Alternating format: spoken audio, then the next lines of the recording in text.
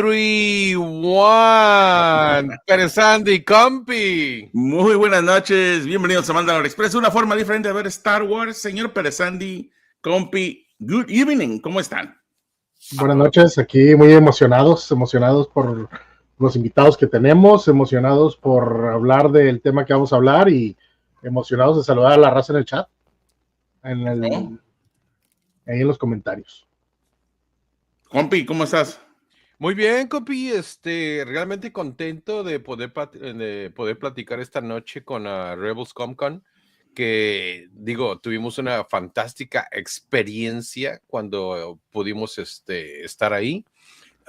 Y se viene la segunda edición de esta convención y tenemos la fortuna de poder platicar con ellos esta noche para ver qué nos van a presentar, qué se viene, ¿no? Entonces va a ser genial. Es correcto. Una de las, bueno, es nueva, ya lo hemos mencionado en las semanas. Avísale a la gente que va a ser en inglés, compi. En las semanas pasadas, avíntense su tatache en inglés porque va a ser en inglés. Pero no, aquí hay gente bilingüe en el chat, compi, por el amor de Dios. No, yo lo sé. Por el amor de Dios. El chat de Mandalor Express se destaca por ser bilingüe e inteligente, compi. De otro nivel, de otras esferas. Vámonos presentándonos, ¿no? Vamos. ¿Qué estás tomando, compi? Café. Ay, güey. I'm sorry, calf. Okay, so we're gonna go ahead and start introducing the people that's gonna be with us tonight that are part and the creators of Rebels Con, and then the first one that we have is Bobby, which is great. Hello, Bobby. How are you guys? Thank you for having me again. Good on, man. How have y'all been? We're great. Good. Better now. Are you excited for year 2? Hell yeah. We're excited. We've been talking for the last couple of weeks about the con and inviting everybody. There is a lot of people from Mexico that hear that see us every Sunday, and some of them actually thinking about coming, and we already got like at least 2 people they say they're coming. So, but before you go there, let me introduce the rest of the. Okay. Yeah, I get all crazy sometimes. So yes, you do. Kentucky, how are you, man? Good. I'm doing great. How are you guys doing this evening? Doing fantastic. Happy to have you. I know that you have a lot to share about this great convention that you guys did last year, and then we have another added this year, so it's going to be great. So happy to have you. Yeah, glad to be here. And then we have Dante Dio. Hello. How's everybody doing? hello, Dante. Marketing guy, so you make things happen, huh? A little bit, a little behind the scenes magic sometimes, and making ideas into, what they look like, what you guys see at the end of the day. So very fun behind the curtain. There's a lot of things that happen or maybe even don't happen. They have to navigate. So it keeps you on your toes for sure. That's great. We're going to talk about that because that is it's one of the things that people don't think about that much because you're not perhaps on stage or one of the actors or actresses that are part of the convention, but you are one of the ones behind the scenes creating all of this. So to me, that is the backbone of this convention. So we'll talk about that. But he's a firefighter, the one that goes and attacks all the fires everywhere. A few fires, but maybe not to that level, but the guy who puts the fires out at the show is sitting here next to me. It's my little brother. That's true. Yeah, it takes a village for sure. There you go. There he is. There's Vinny.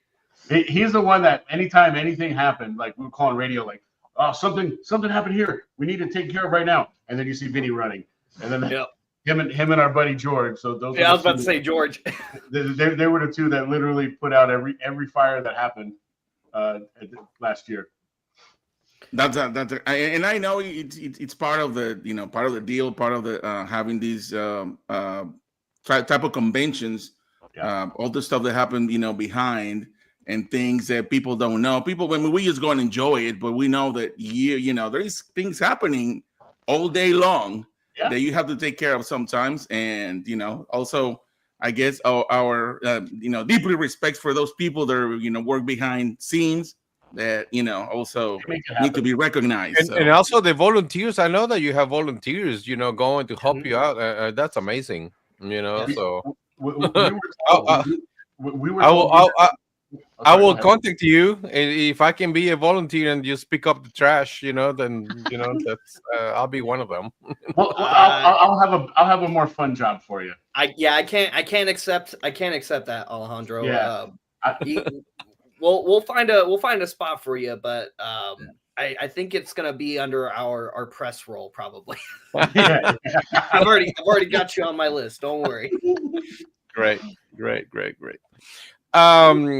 LGP. I was gonna have a question or something for him, but I think he had to. He'll be back. He'll be back. He'll be back in a minute. But I want to know, Bobby. Yeah. How does this get started? Okay. So how did we get all this going? Yes. There's a couple of major points here on the RSC Sacred Timeline. The main one starts in 2010, and that's the start of Order 66 Toys, the world's first official licensed Star Wars collectible toy store. Yes. Not owned or operated by Lucasfilm, but worked with and licensed to operate. And we're still active to today, actually. We just celebrated our 350th consecutive Friday night live sale on the Order 66 Toys Friday Night Live show.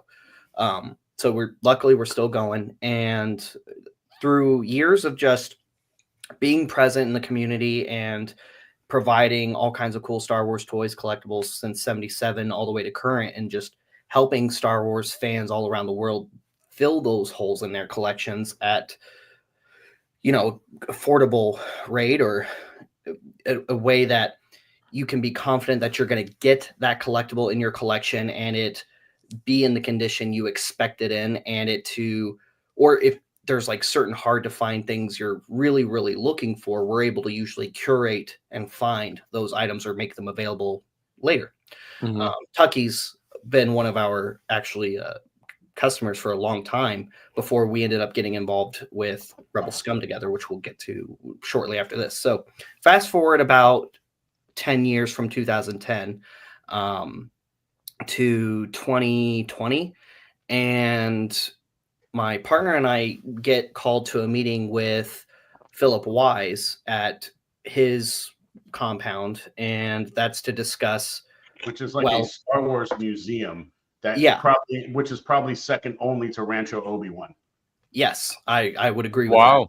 that. And we did live. He also allowed us to do live Order 66 filming within his collection, which was a huge privilege. If you haven't seen that footage, you can find it on the Order 66 Toys Facebook page somewhere. But again, it's like back in 2020, so it's older content. But we'll have to look and dig that back up again. That was cool content.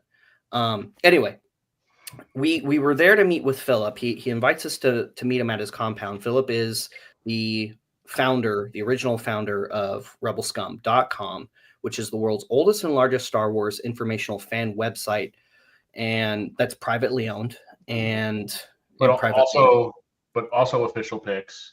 Also, Right. He also started Fan Expo Dallas. Yep. Fan Expo Dallas. Yep. So and he has many other incredible things. Yep. And for the life of us, we couldn't figure out what we were there for, other than maybe to, buy some of his old toys from when they were building the archive for rebelscum.com, when they would get samples, things like that. And every time we thought it was about that, he would always change the conversation back to, well, what would you do if, but always in regards to rebelscum.com or to a website like rebelscum.com. And eventually our other partner, who's not currently live with us right now, Joshua, he said that, well, how come there hasn't been a Rebel Scum Con, so to speak, And Phillips danced around it for a minute, but ultimately the answer was mostly because of ventures like Official Picks and Fan Expo, consumed that portion of his life and filled that hole, so to speak, already. Didn't really feel it was necessary himself, I guess, to pursue a quote Star Wars fan convention under the Rebel Scum brand, and which we were like, sure, okay, yeah, that makes sense. That's just something maybe we could see ourselves doing with it in the future, aside from these other things to help build the website and continue to help it grow, like we've been doing with constant content, news, and now even bringing other Star Wars fans and content creators in to contribute, which has been very helpful, thanks to Dante here as well. So with that, we started running rebelscum.com and started making content for a little while. And the whole time, we just kept talking about the possibility of a Star Wars fan convention for rebelscum.com, because as we looked at it, we were like, well, Rebel Scum has one of the largest wells of Star Wars fans on the forums and has for decades. I learned about that because of LGP, because he has been following the web page, the community, the Facebook, everything, and then he said these guys are just the greatest. Tell me. Well, they're the original ones. They're the original ones. Yeah. Thank you. We're just doing the best we can. That's really all I can say is we're just fans doing the best we can every day. The OGs. And so yeah, we were looking at the forums and we're like, we have one of the biggest virtual fan meeting spaces on the planet. Why aren't we doing a physical fan meetup for at least our portion of that is a ticket. What is a very large community? Mm-hmm. Yeah. And so we started talking about it more seriously. And then that's when Kentucky, who had been getting more and more involved just as a friend behind the scenes. And customer too. And customer. Yeah, a lot he of had my been a customer of ours for that bedroom over there is from Order 66 Toys, and for a few years. We got into talking, and Joshua had asked me originally. He's like, "Hey, would you be interested in investing some money in, because we want to start a convention?" He goes, yeah. I go, "Well, I might know some people." He's like, "No, I don't want rich people. We're not looking for those kind of people. It's just people who are going to throw money and then make demands. It's going to be us. We're going to put together whatever we have, and then we're going to do this thing. And it's going to be something that, like, if something takes off and we end up making some money from it, it's going to mean something to us. If some rich guy throws us a bunch of money and he makes 20% on it, he doesn't care. He goes, right. We all love Star Wars. We're going to do whatever we can and try to put it together and try to make this thing happen. And it'll be the one of the coolest things we do in our life. And I was in from day one. But wait, let me ask you something. Yeah. You said some rich guy throwing money out of to this project. Mm-hmm. How did you guys do it if you did not have a rich guy putting a whole bunch of money into all of this and bringing all of these actors and actresses to be there? To sign autographs and then to have cards for them to sign. It was amazing. The simplest answer is the community. The community showed up. No, don't tell me that, Bobby. That really is. That really is the simplest. Okay, I can give a little bit of the. I need to hear from the marketing guy. I mean, something has to happen. The marketing guy has to inject a lot of money. Kentucky is the answer for that one. I had a little bit of money. Me and my brother. That's why he's a partner. We had a little bit of money that was given to us in inheritance from our great grandfather, who there was no nefarious actions that happened. Oh, so you're the money guy, Kentucky? No, we didn't have money. Listen, we don't. I'm not. I don't have any money, but I did have a little bit, and we invested all of it into making the first show happen. Mm-hmm. Yeah. It was, something. It wasn't it wasn't life-changing money. It wasn't money you can go and buy a house with. It's made of pure love. That's what you're saying. It's pure love. It was it was money you probably could have took all of it and bought a really nice car or a decent car and not have a bill. A decent car, not even a really nice car. And but you cannot deny that all the actresses and actors that we saw on that convention, so close to us, that we share so much with them. I mean, they do not go there for free. I mean, they have to be paid. That's where my part came in. That's the short answer part. The community. Well, I mean, I basically what we did was once basically that's what people coming to a convention do. They make it so that when people go and buy their tickets, especially months before a show, that makes it so that we're able to take that money and then go and get a bunch of actors and be able to pay for their flights and pay for their hotel rooms for 5 days, which is not cheap. And a lot of them, want down payments on the money that they have as a minimum. And we're able to take that and put that into getting them there, and then that everyone gets to enjoy having them there. So it's really the community. The community makes it happen. Yep, that's fantastic, and that's the way it should be. That's how a lot of the shows work. But it doesn't happen like that. It's I mean, this is different. I mean, a company takes some money to start, and that's what I did. I was able to get the little bit of money I had was able to build a really cool website and buy some things that we needed to make the company happen. And then from there, the community came together, and as much as we did, the community did to make Rebel Scum Con 1 happen. Yeah, I agree. Absolutely. No, it's fantastic, and I think that's the way it should be. I understand that the bigger conventions out there, sure, but they're cool and everything, but at some point, kind of it loses the essence of I think. Rebel Scum Con has that essence that, well, at least the guys, Star Wars fans want. I think is there. And it's something I think that's something, that essence that I hope we never lose, because of the fact that we have we're such good friends, the partners that started this show, and we all are checks and balances for each other. No one person is going to get too big of a head, too much of an ego, the show will lose that essence, because we all keep each other in check. And then that's our way of making sure that this show will be a fun Star Wars summer camp for everybody. Absolutely.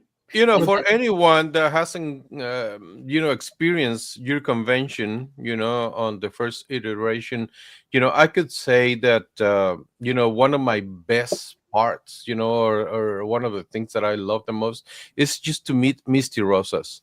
Oh, she was oh boy, lovely. She was fantastic. She was so fantastic. And then Latif Crowder. He was a trip. He was a lot of fun. No, he was incredible. Exactly. He's a badass. Yeah, and literally a human being. He's a badass. He can do things that none of us right here can do. Yeah, really, he's a badass. Well, you had the first. I think he was the first one for the Skywalker kids. The ones from Obi-Wan. That was amazing. You had the other Mandalorian, Wayne.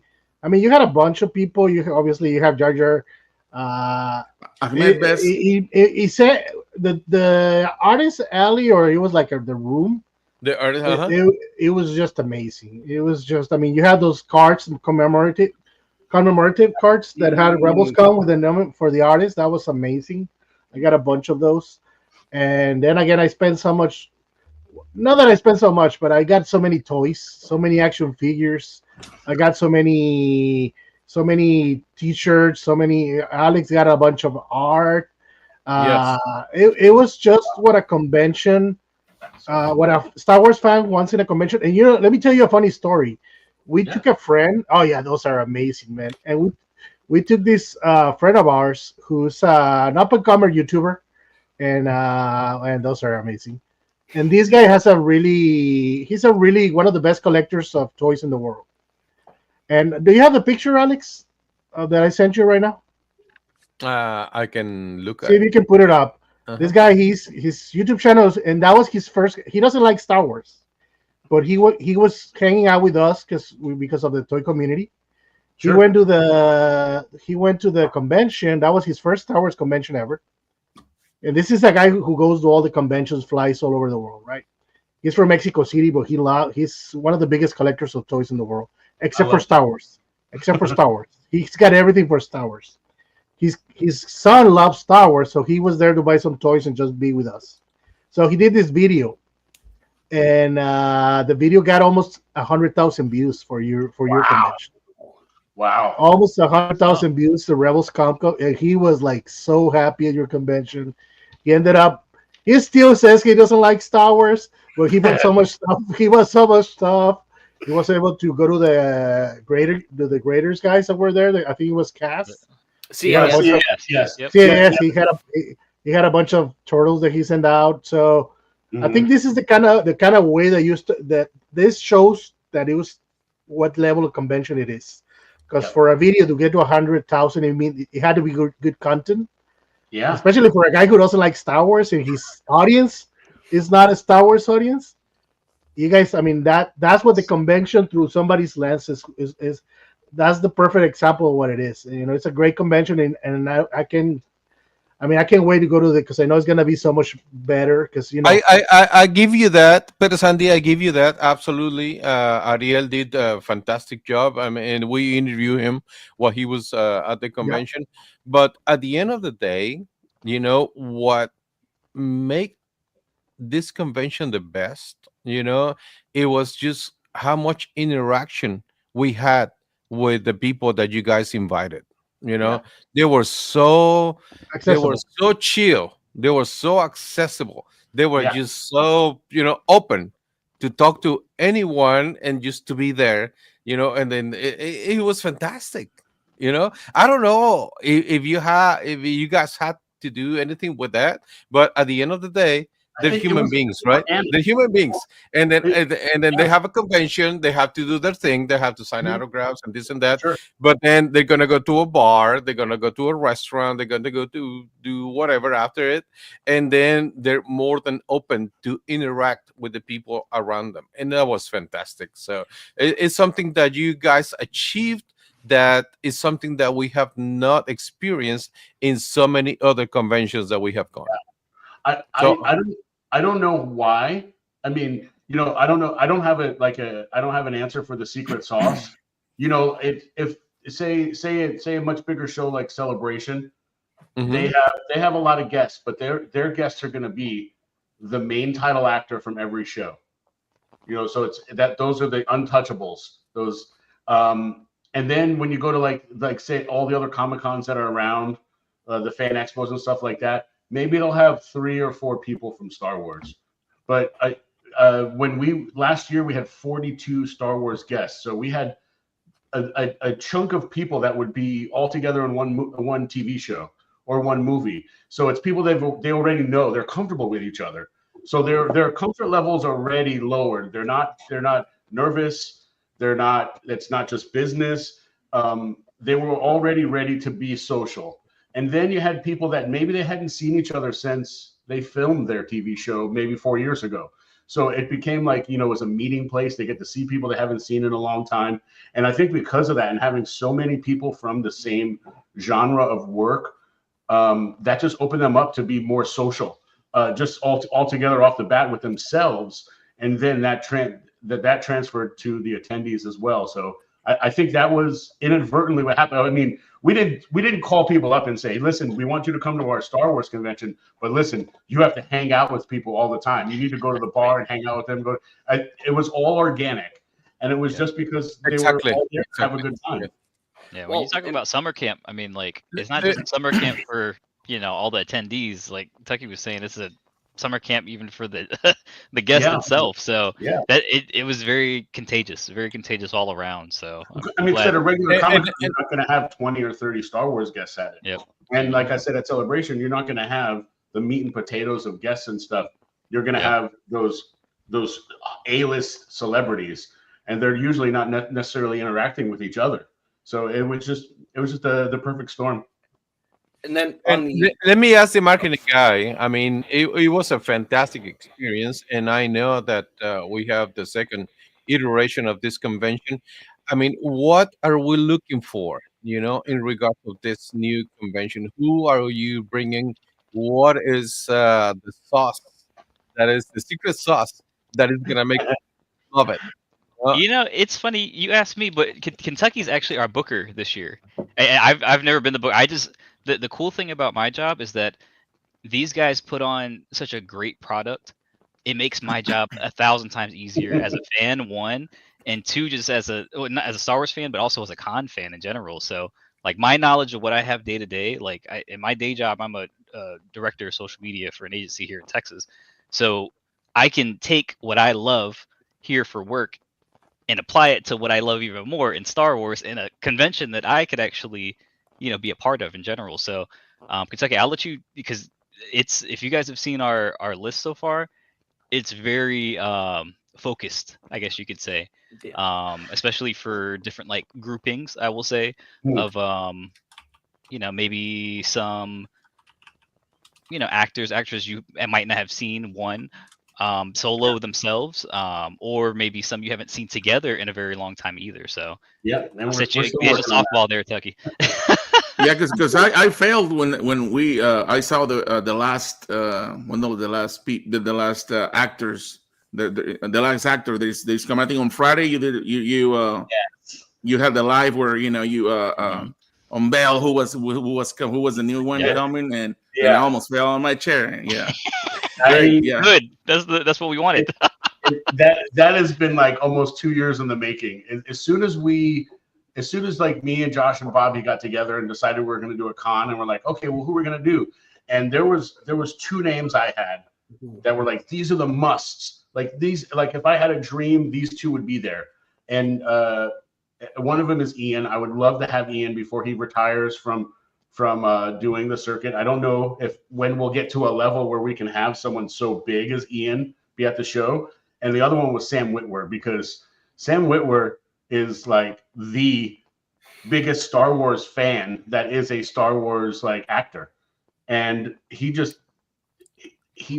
don't know, he's just an amazing person at what he does in his acting, for all the different characters that he plays. But outside of it, like what he does for the Star Wars community, like being like, he's an amazing ambassador. Like even with say like there's a trilogy that isn't my favorite, and he put it in a way that, hey, even if you don't love this, like someone else does, and then it's like that was their connection to it, and this is your connection is here, original trilogy, and whatever it is it kind of just really leveled the playing field. I'm like, okay, cool, man. I love that explanation.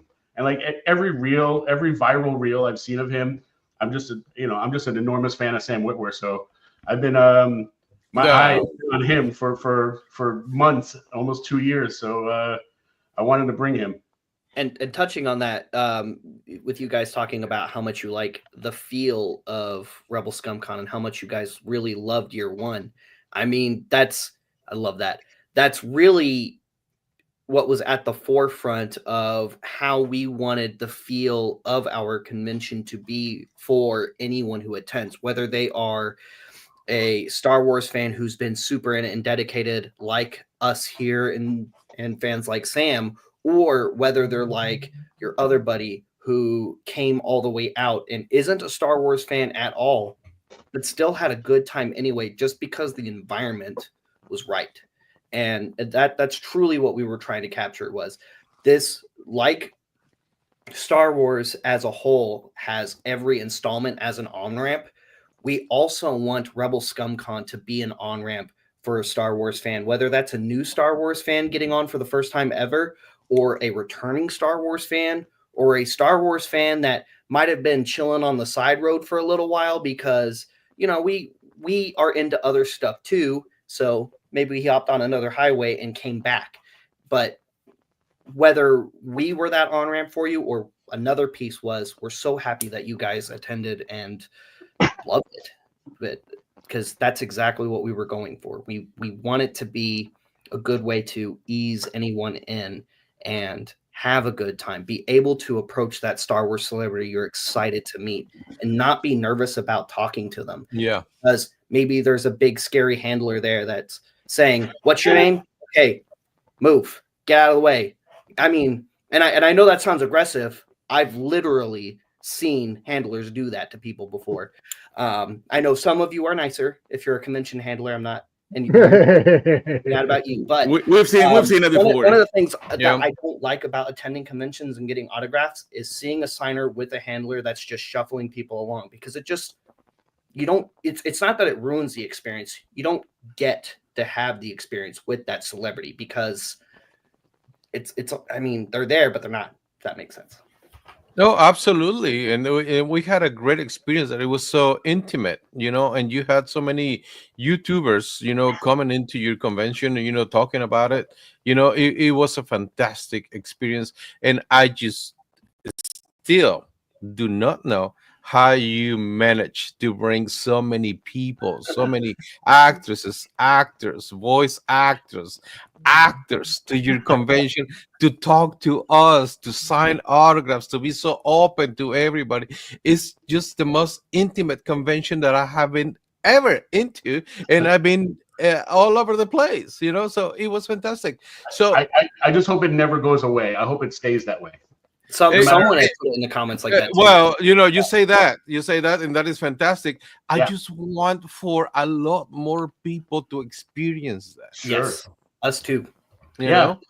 I mean, it was definitely more intimate year one, and we know because of that, people got to have such a great experience, and the word will get out. And our secret meeting last June, people are going to find out about. But you know what? It's still going to be as fun with more people there, because we're doing all the work behind the scenes to make sure to do our best to make sure that the show stays the same way it was year one, except grows bigger.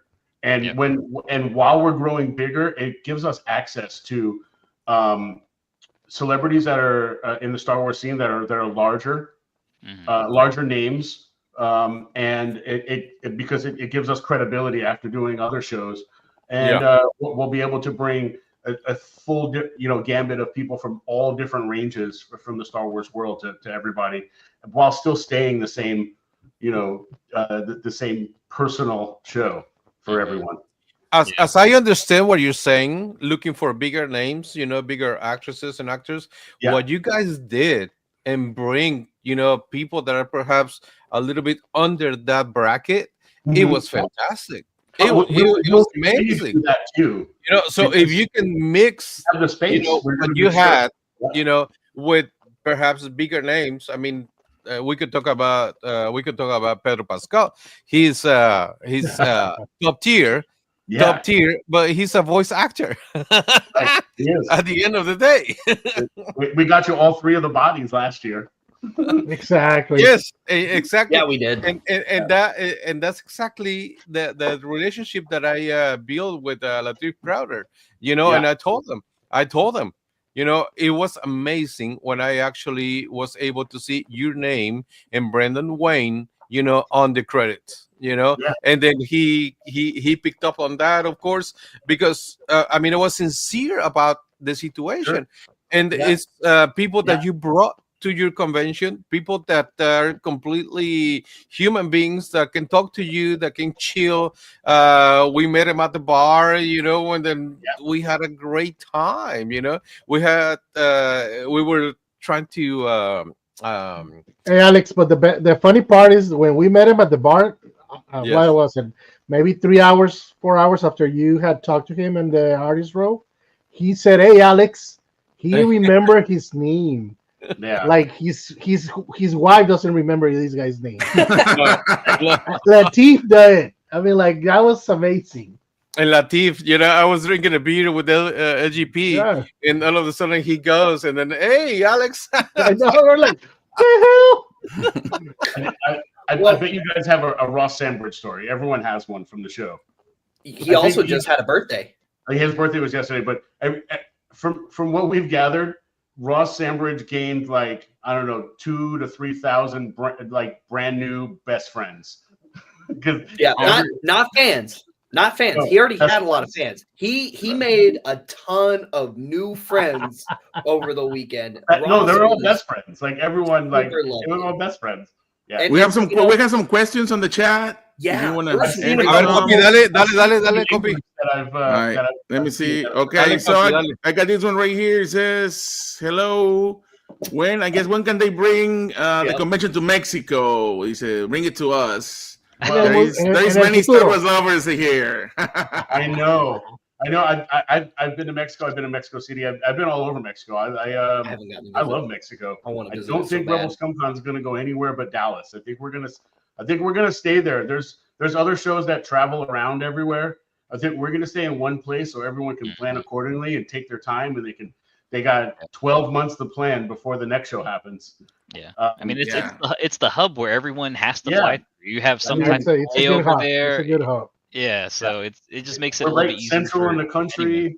We're 3 to 4 hours from flight from anywhere in the From US. everywhere. Like that. Yeah. How do you plan to highlight the cultural impact of Star Wars? We plan on doing that through a lot of the things we did through year one, but building up on that on year two. Things like having a big room filled with all kinds of guests that you can just walk up and talk to, skip the lines by paying for your ticket ahead of time so you can have that nice community grounded conversational like feel with them as well as any other Star Wars fan you interact with. There's going to be cosplaying and all kinds of things going on, and you're going to be encouraged to bring out those Star Wars cosplays as well. We're going to have all kinds of community tables and just people traveling in to show off really cool showcasey type stuff that we're working on. And I mean, but to say, I think everything that we do, I think is minimal to the point of what everyone does in the Star Wars community. Right. I like. It's really going to be all of us coming together that's going to highlight the cultural impact of it collectively. Because I mean, we can think host that's the the community. event, but if nobody shows up to the event, there's no cultural impact, right? Yeah. I'll say one thing too. Like one thing that I guess this is part of the marketing part that I really want to lean into is like the voices of the culture of Star Wars. Right? We hear a lot of it, including you all, right? Everyone who has such a positive impact on the community itself, we like to amplify their voices, by collaborating in some way, shape, or form. So, I was like, hey, maybe this year, let's talk to a little bit more people. Let's be out there a little bit more. It's probably why, if you guys have seen us on other podcasts, that's why, we love talking to the community because we are, and that really goes back to kind of how it started. Yeah, before this all even started, everyone involved loved Star Wars and loved cons. And we just put it together along with our different skills we may have had. And that's why it's so great at the moment and will be continuing. It's not just, I guess to go back, it's not just some rich guy that, oh, I've heard of Star Wars, right? R2D2, whatever, right? But like we're in it kind of thing. So, along with, what Bobby was saying, along with Tech was saying, it's like really, the voices of Star Wars, whether you're a super small creator or even a very big creator, we want to hear from it all, especially if you're, making an impact on the community that we love here. And that includes the guests too, the autograph guests. You guys said that. How did we manage to get so many last year? Yeah. We're managing to get so many this year. Part of that is a lot of them are personal friends of ours, and a lot of them were mutual friends amongst those personal friends that helped just spread the good word about what it was like to work with people like me and my partner Josh through Order 66. Many of those guests that we had at year one had worked with us on private signings through Order 66 Toys, through our live show, and in-person signings for years.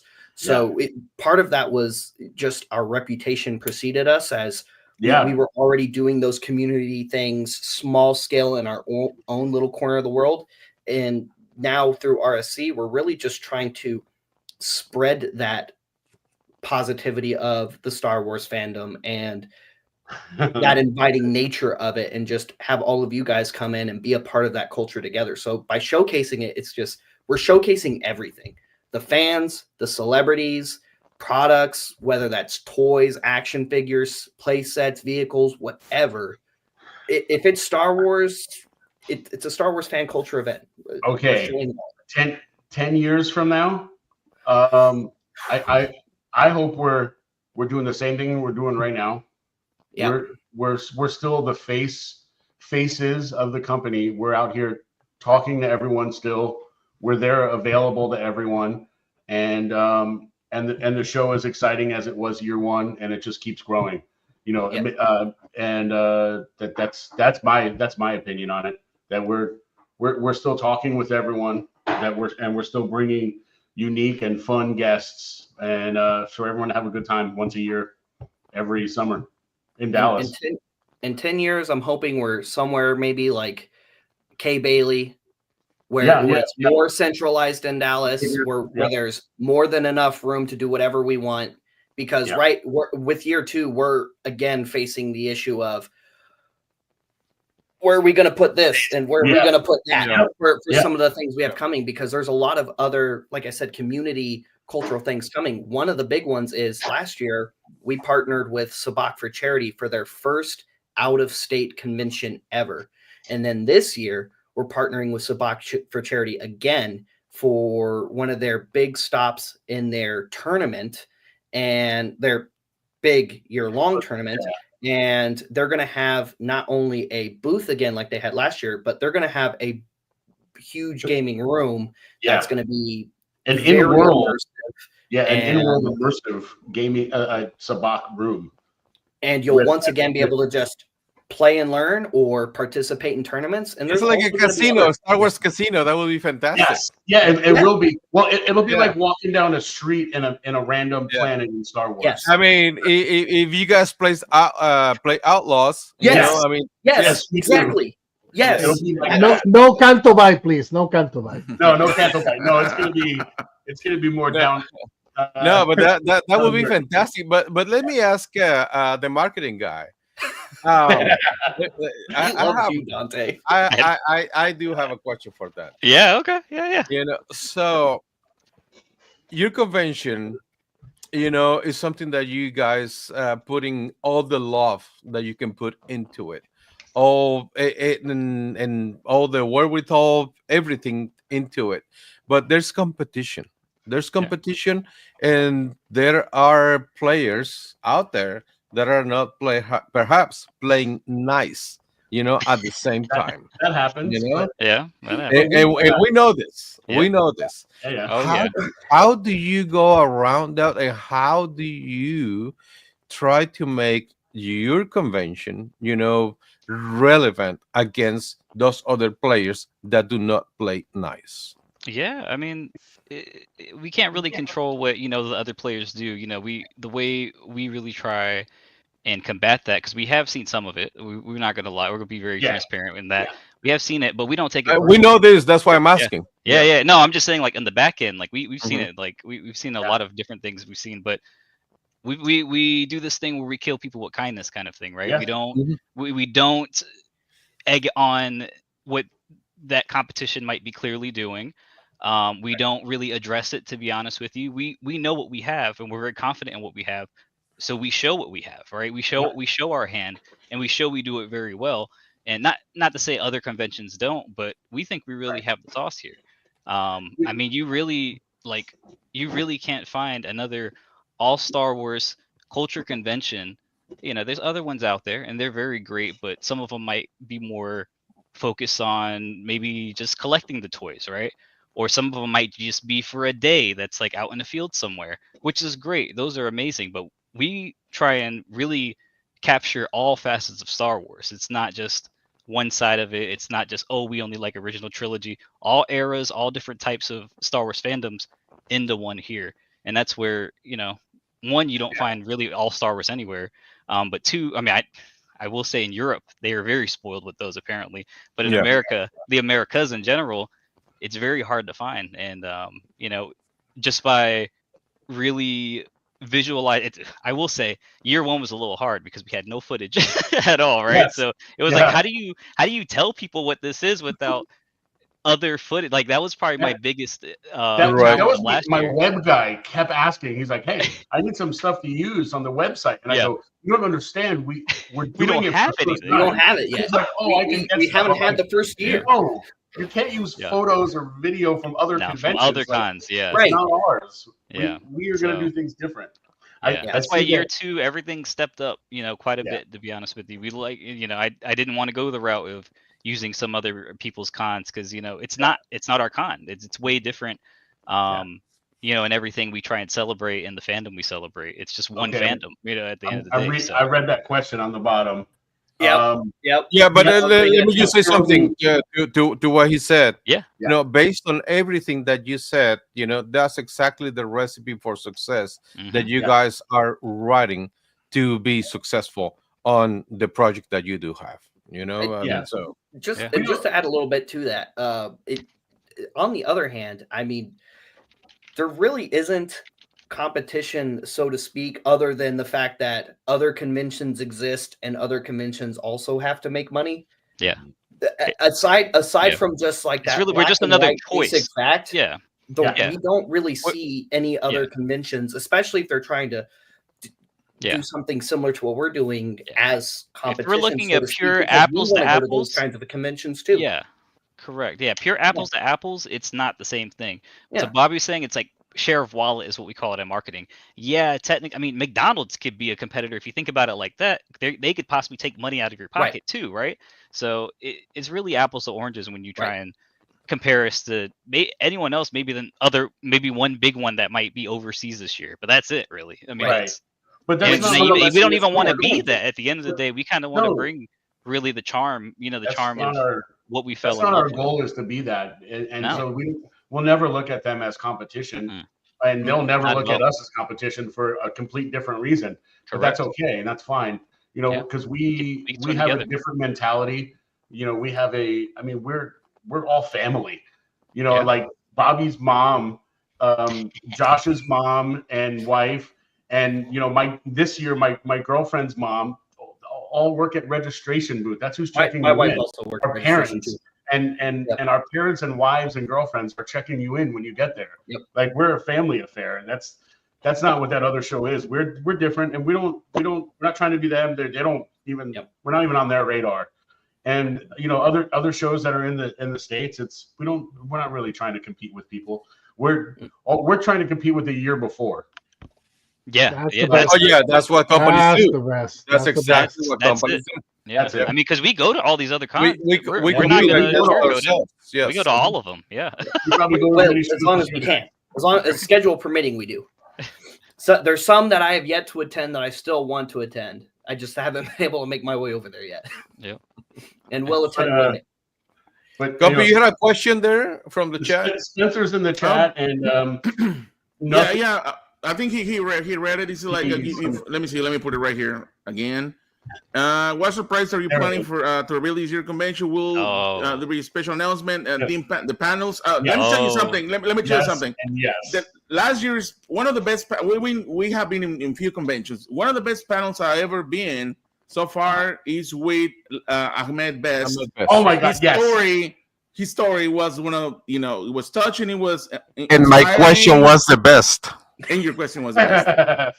It was inspiring. It's one of the best panels I ever been. So The question wasn't very good. I hated your question. It was, Misa, I have a question. You ruined it. You ruined it. Go ahead. Whoever wants to answer this question. Kentucky, go ahead and take that away, brother. Yeah, go ahead and grab that one. Just to touch back on Ahmed, I didn't know. Like I was a big advocate. Like we were all. As soon as we heard his name, we wanted him there. And I didn't know the history of how he got into Star Wars and any of that. So all of that was news to me. I was sitting in like the fourth row of that panel. Like I was like, I'm not missing this. And I sat there and I learned so much about Ahmed. I mean, I knew what happened, from Star Wars forward, but I didn't know back, which led to it. It was awesome. That was a great time. To touch back on that question, yes, there's going to be special announcements. Yes, there's going to be special announcements. Will be new activities. There will be new activities that are there. There's going to be something happening on Friday that's brand new to us, and probably has only happened one other place in the country so far. There's going to be activities on Friday night that are outside of the convention, that are after hours, that are going to be announced soon. There's going to be, I mean, yes, theme panels are going to be, that's something we'll have always. There's so much more that we haven't even told everybody yet about. And Dante's watching you, dude. Oh, Yeah. no. I was like, what? No, I thought you meant this Friday, but no, I know what you're alluding to. Yeah. No, like I'm talking about of the Friday of the show. I know. Because I know, The I con, know yep. people often looked at like a 3-day show, like the Friday is like, oh, they open at, halfway through the day. There's no reason to even go. You're going to want to go on Friday. We're making a 3-day event that you want to be there for all 3 days. And we're doing so much exciting stuff all 3 days. I wish I could tell you about everything that we are working on right now, but there's still a lot more that we haven't told everybody yet. Yeah, I will say you have to follow us on social media, all of our social media, whichever one you like. Instagram's a really good one for us. Facebook's another good one. TikTok. Those 3 are really big ones, and you'll find out as soon as we're ready to share it. But there's a lot, I will say, and Tucky's being very well PR trained at the moment. I'm getting better at restraining. But and it doesn't hurt that Spencer's in the chat, so I know I can't talk about it too much.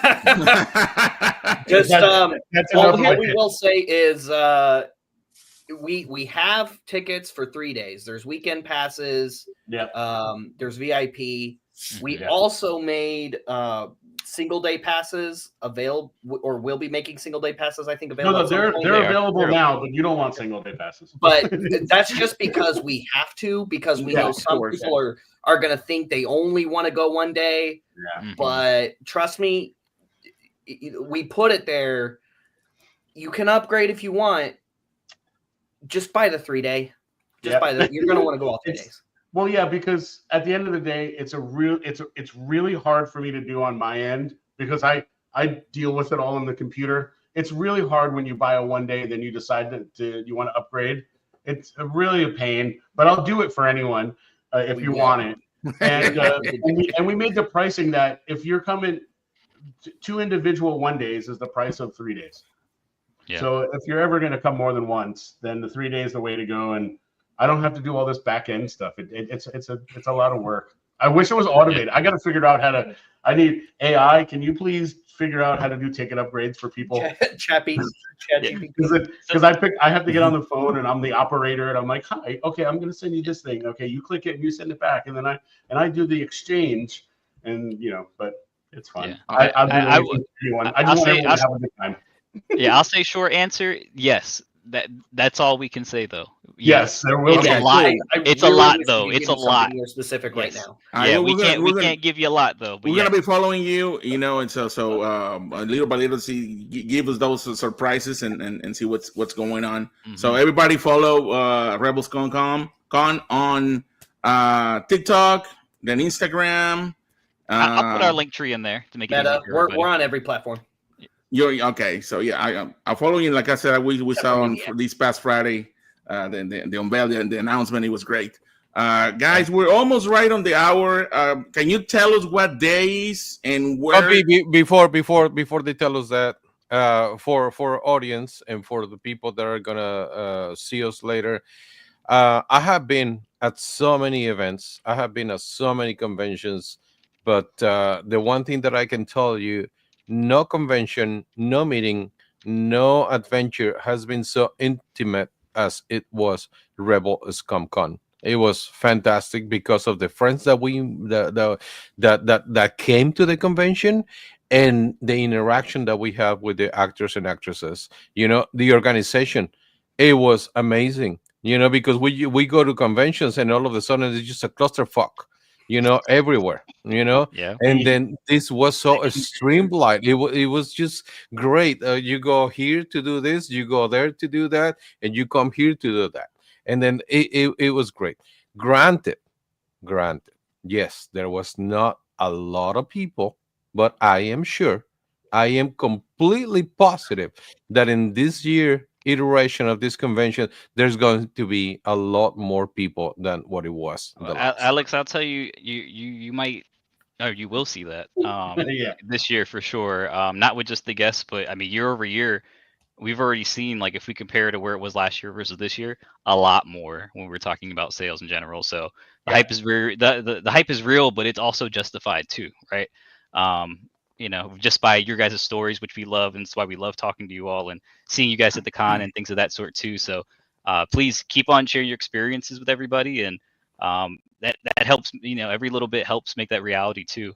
But we'll keep doing what we can do on our side. So, but thank you guys for, you know, all your guys' hard work and you know, giving us you know, something to be proud of. So thank you. You love the franchise, and we love the franchise. So the only one thing that we can do is to support you, and you guys are doing a fantastic job. Compy. Thank you so much. No, just you know, if Luis, do you have another question? Any questions, Luis? Out there? I hate calling it a franchise. It's a lifestyle. It's our love. You know, franchises. It'll sound so It's a community. monetary too. Yeah, this is a community. It's a lifestyle. It's a love. It's a love for something that's, you know, just. I mean, look behind you. Look right here. I mean, it's all of us. No, this is Every one of us has that. We love it. I enjoy so much the community. I just go back to the video that I just showed you guys. If this guy who doesn't like Star Wars and his audience are not a Star Wars, and he got to 100,000 just by showing the convention, imagine being in the convention for anybody who's watching us. It's You very. guys are gonna have so much fun. You guys are gonna have and I'm pretty sure a lot of the people, and I'm gonna talk to my friend again just so he can give a shout out to you guys once he starts getting near to the convention with all his followers. And I'm looking forward. You know, we're gonna be there. We're gonna bring a bunch of cash for the collectibles. And thank God your artists. No, but what's very important is that your artists don't charge that, are not super expensive. So I get to get a lot of autographs, a lot of pictures. It's very affordable as far as because that's usually where it's very expensive, the autographs and all that in other conventions. Yeah. And yours, compared to everywhere else, is super affordable. It's a great convention. If anybody goes, they need to stay there all day, several days. 3 days. Stay at the bar. 3 Meet days. the actors and actresses. Maybe, you know, you'll fall in love with one of them or not. But Sandy, tranquilo. sorry. Isla Secura, please. Hey, yo, we already got one announcement for. So there it is. Bobby's a tricky. No. Spencer says. Spencer, I know your Klingon self isn't saying that. Hey, Bobby, what was your cosplay actually? Let him answer this question. If you had unlimited resources and no constraints, what dream feature, guest, or experience would you love to include in a future edition of the event? Okay, I mean, I have unlimited resources. Unlimited resources. I would still keep it as we're doing like a 3-day event. I would still have guests from every range of, you know, so for price, for autographs, for, you know, from your biggest stars to your you know, to any size. But I would my dream would be for it to be fully immersive, like basically like when you walk from the galaxy's edge. Like the walls, everything, like what Sabat for Charity is doing this year. Yeah. I would love the whole show to be like that. So you're talking about the atmosphere. Yeah. Yes, awesome. like the immersiveness that you feel like you're walking through a town in on a planet in Star Wars. Yeah. How about Mark Hamill? How about Mark Hamill? Maybe. Maybe one day. We would love to get Mark one day. Seriously, we would love to. I mean, he's expensive. Probably. He's expensive for on the convention side. If you know, if we aim to try to get him for year 2, we'd probably go out of business. But you know, one day with unlimited resources like the question answer ad. I mean, maybe you know, and if we get to that point where we have unlimited resources and Mark is still signing, I mean, we would love to have Mark. Or Ian McDermott. You know, either. I'd love to have Ian as soon as we can. I mean, I would love to have. Great. I'd love to have Mark and Force Harrison to sit down at a convention and meet. You know, that would be great. Yeah, I mean, maybe get him to Hulk out. I mean, you have to have it while there's still Now you're talking impossible With us, with right? Harrison Ford. Yeah, Yeah, I don't know. I think the prequels kid, me and Bobby would probably say Ewan would be a great one to Oh, I have would and Ewan sit listen. I'd love down to have them all. and There's- talk there- with just talk with him. He's just so inspiring. I've met him one time. It's funny. I had everything I could ask him, but I know he's a girl dad of what, 2, I believe. He has only girls, and it was right before 3, it I was think 2 or 3. 3. Yeah, it's Yeah. more than one. But Yeah. I asked him, like, what's it like being a dad? Like, what's your best advice for being, a father in general? And he took so much time with me, like, because Yeah. we were getting hurted, I will say. But he Yes. stopped. He said, "Oh, you're." He said, "Oh, well, where's your wife at?" And I was like, "Well, I left her at home." She's like, "Well, don't do that." And I was like, "Okay." First But advice. You got the first Yeah. one wrong. yeah, he was. Hey guys, he was I have very a favor. I have a favor to ask. Yes. You guys invite a lot of acolyte actors, please. Can we? Because, Or because these two guys don't like it. I love acolytes. So I love it it too. just came me. Yeah, It came me. I love it too. Yeah, We are- Manny, we're- Manny was great. We're and open to I anything in the Star Wars Yeah. universe. I haven't got to meet Manny yet, but I'm going to a celebration in 2 weeks, and I'm going to be in Japan. And I don't know if I'll get a chance to actually get to speak to him. Hopefully, I do, and maybe I can advocate for him to come to Rebel Scum Con. I don't know. Maybe. Hey, LGP, I will say, although, it's Make fine. your convention fantastic and do not bring those people. No, shut up. No, I'm sorry, well, Dante. What were you saying, Well, Dante? well, I will say everyone's Awesome. gonna have, their own thing where they think is great, but Yeah. at the end of the day, it's always someone's favorite, right? So Yes. Exactly. that's the thing with Star Someone's Wars, and I love all Star Wars. I love all exactly. Star Just Wars. take it what it is, and Some more, some less, but I mean, the but less. that's okay though. But I always say that's the your least opinion that I too, like, though, I love. So that's how. Right. That's Well, how bad I yeah, am. I The least wouldn't. that I like, I like. Yeah, Bring Misty Rosas again, and then we'll be all happy. Yeah. yeah, We're, yeah. we're trying so hard to live right now by a no back-to-back guest Mhm. rule. Yeah, I that see, sounds I see. good. Select people every year. Okay. Very smart. Very smart. But because everyone that came, well, not everyone, but I'd say 35 of 40 Yeah, people most that of are them. at year one have asked us, like, hey, can we come back this year? Yeah, a lot. And most we of told them all are the trying same to get thing. back on. They go, we really want to keep our guest list fresh every year, but that doesn't mean you're never coming back. You're Right. part of our If I family get now. to see Latif Crowder Like, again, our I will alumni. die. I will. Like, I will fucking die if I we get to have see a- we Latif have a Crowder again. page. Yeah. We have a page on a website that says alumni. And I told them that. And I go, listen, it wasn't like you weren't one and done and go away now. Thanks. Like Yep. you're on our website and you stay there forever. Like Yep. we're not Awesome. forgetting about you. You're a part of our family now. You're a part of the Rebel Scum Con family. You were there year one. That's the same thing we're going to tell people from year two.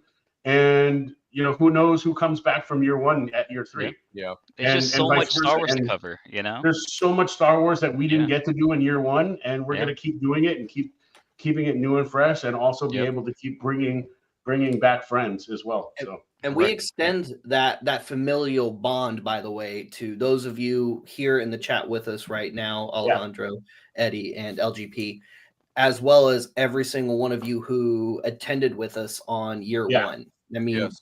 thank you so much for being with Yes, us on thank year one. And thank you, everybody who's coming back on year two, and everybody joining this big, awesome, fun family of Star Wars fans going forward. And we just hope that this big, fun family just continues to grow and have fun and hang out with each other, get those cool Star Wars toys, or meet that special Star Wars celebrity that you've just been dying to meet or meet again.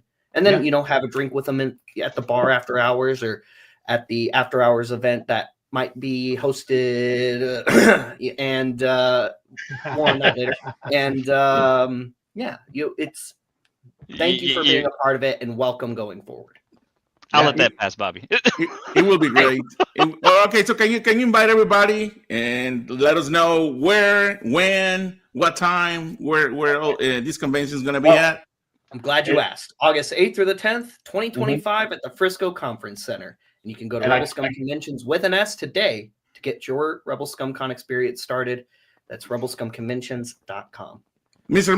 Mike Skywalker from Kansas City says, got my tickets, can't wait to see you guys. Nice. Wow. Yeah.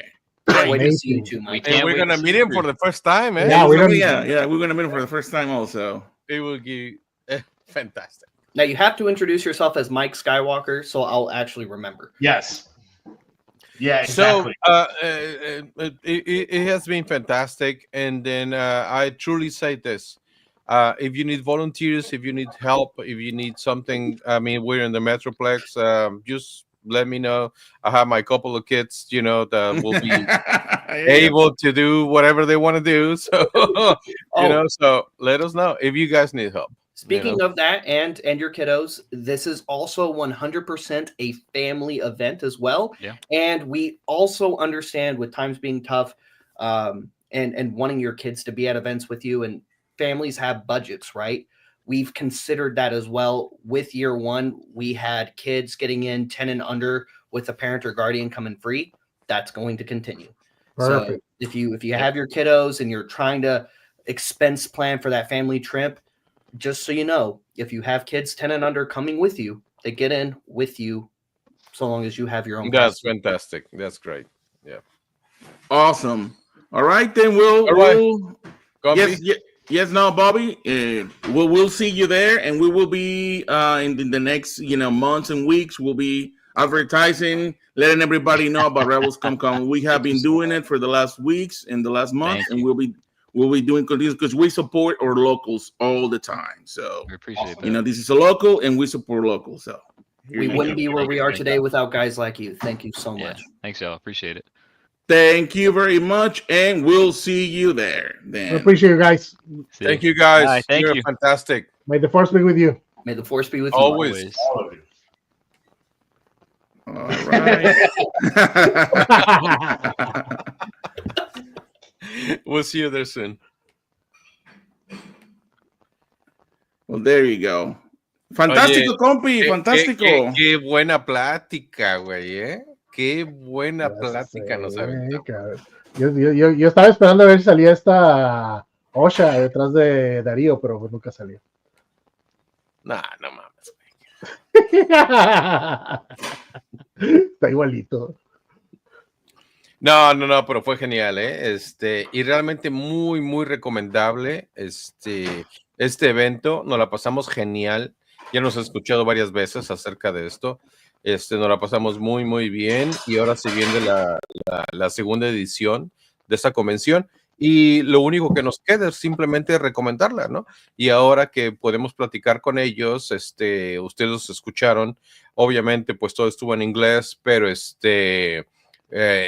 como dice mi compi, la mayoría de seguidores que tenemos por aquí, pues le mastican bastante también al inglés, entonces pudieron entender de lo que estábamos discutiendo, y simplemente es una convención muy íntima que simplemente se hace aquí local, que le echan muchísimas ganas y en la cual podemos estar este año también como invitados, ¿no? Y aunque no fuéramos invitados, también estaremos ahí también participando y compartiendo con ustedes, ¿no? Entonces, pues, genial, compi. Genial. Es correcto. Oye, señor Persani, usted y sus cosas ahí pidiéndoles favores que invítenlos de por favor. Si quieren que la gente venga, no que se quede en su casa, señor Persani, hombre. Solo quería que una serie exitosa, una de las series más exitosas en la audiencia, se merece que estén actores ahí para sacarnos fotos. ¡Ay!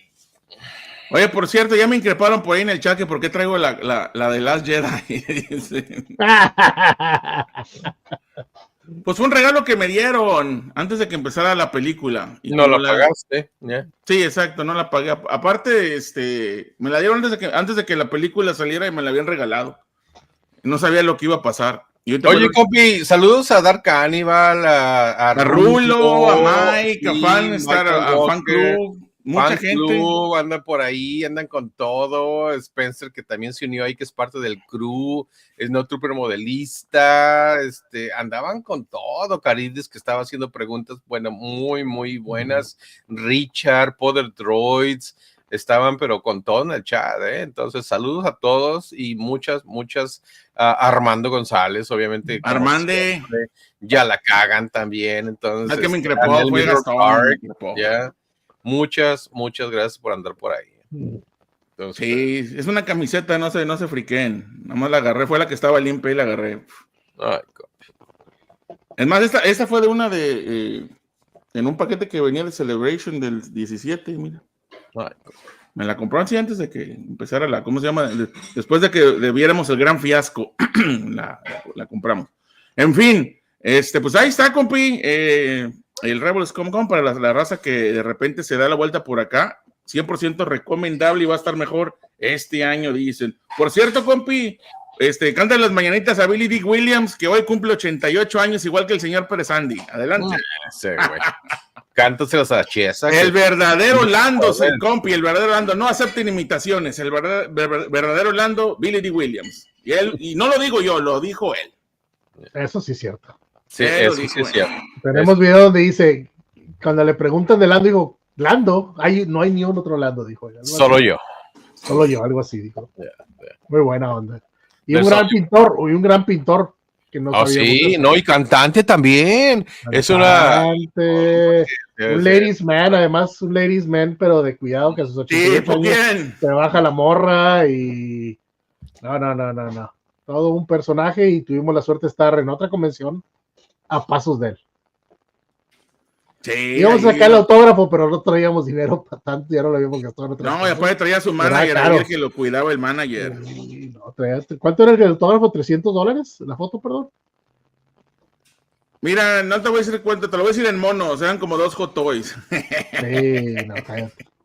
Estaba caro, pero no, sí valió la pena que tuvimos la oportunidad de ver esa conferencia que dio, ahí muy cerquita, a unos metros de él, y estuvo padrísimo, y felicidades Billy D. Williams. Estuvo genial. 88 años. Son de las cosas, Pillo, que realmente cuando vas a alguna convención, cuando vas a alguna reunión de estas, que puedes ser testigo de lo que te pueden contar, ¿no? Por más de que ellos ya tengan un script, porque él traía su handler hasta cierto punto, pero el escucharlo, el verlo, el poder discernir todo lo que nos dice, son cosas que solo pasan una vez en la vida, ¿no? Entonces, pues fue genial realmente ver a Billy D. Williams, escucharlo y poner en contexto todo lo que nos dijo, ¿no? Entonces, eso yo creo que fue lo mejor del ICC Con, ¿no? Desde mi punto de vista, no sé qué ustedes piensan. No, sí fue. No, lo mejor fue el highlight. Y el mono que se enseñó el Pérez Andy, el mono que se encontró el señor Eso Pérez fue Andy. lo mejor. Dice, ¿los cuántos likes se necesitan para que el compi se quite la camiseta? Avíntale 70 y me la quito aquí en vivo. 70 y me la quito. A ver, llegan a los 70. Déjame quitar mi like. Déjame quitar mi like porque yo no quiero ver eso. Sin pedo. Déjame quitar mi like. 70 likes y me la quito. Déjame quitar el mío tiempo. Pinche compi puso 70, güey, no mames. 70. Sí, pues que valga la pena, pues, la quitada de camiseta, 70 likes. No tengo tantas cuentas ocultas, güey, para juntarse. Pero la gente sí, de repente con la que andan buscando a la novia ahí en Facebook y en todos lados, ahí la cuenta esa secreta que la novia y la esposa no le sabe, o el novio. Mira, ahí viene Mike y su señora. Entonces, Mike aplicó el consejo que le dieron a Dante. Él aplicó igual la señora. Dice, para empezar, ¿dónde está tu señora? No, pues en su casa. Pues ahí está, primera lección, chamaco tonto. Sape. Landio cumplió ayer, dice, aquí estamos el 7 de abril. Es que yo me quedé ayer, yo siempre ando en el pasado. Fue el de 6 de abril, bueno, así está. Señor Pérez Andy. ¿El Plastic Sniffer es miembro? Es ya no, pero tiene un nombre genial, Plastic ya se suscribió, o sea. Muy bueno, bienvenido Plastic Sniffer. Ya está genial, bienvenido. Plastic Sniffer, me encanta ese nombre. Yeah. Mira, ¿quién anda por ahí? Lectura Star Wars, que tenemos rato que no lo veíamos por aquí, compi. A ver, espérame. ¿Y quién es ese güey? Pues, hombre. Lectura Star Wars. Saludos. No, qué bueno que anda por aquí, Lectura Star Wars. Bueno. Muy bien. No, pues tuvimos una muy buena plática. Y mira, ahí está. Oye, compi, y tú queriéndole sacar a huevo que quién era el investor. Pues es que hay que preguntar cosillas. ¿Quién es el señor del dinero? ¿Quién es el del billete? ¿Quién es el señor del portafolio?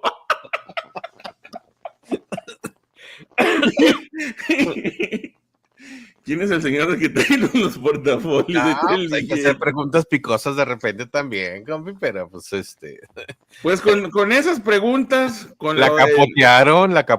con lo de Acolyte y con los enamoramientos del señor Perezani en el bar, con eso tuvieron para no regresar. Ay. Creo que pero lo bueno es que ahí nos van a recibir. no, y no se van a acordar de nosotros porque nadie más hace esas preguntas. Pues claro. Donde quieran que van, les hacen fiesta. Sí, donde quiera que van los apoyan y todo y esto y lo otro. Nosotros también, digo. Aquí, no, los apoyamos. Aquí es Banda de la Experiencia, aquí tiramos las curvas a todos. A preguntar cositas picantes. Aquí hasta el más chimuelo más. Sí. Excepto por Alex, le dijo que no había ido nadie la primera. Chinga. Aquí hasta el más chimuelo. También le dije eso, güey, no mames. Eso sí estuvo, yo sí como que no manches. Espérate. Aquí hasta el más Pero chimuelo. no se lo dije así, pero Sandy, no seas así, no se lo dije así. Lo manejé. yo. No, hombre, lo manejé. Sí, yo. No, pero digo, también se esperaba, digo, no, eso es una convención muy, muy nueva. Sí le novatearon, sí sabemos que le novatearon el año pasado, pues eso era su primera convención. Han aprendido y nos dicen que bueno, que este año está más interesante. Me imagino que mucha gente pasó la voz, de los que vinieron. Y digo, a falta de Celebration, pues ahí está. Ya ves por lo de la camisa.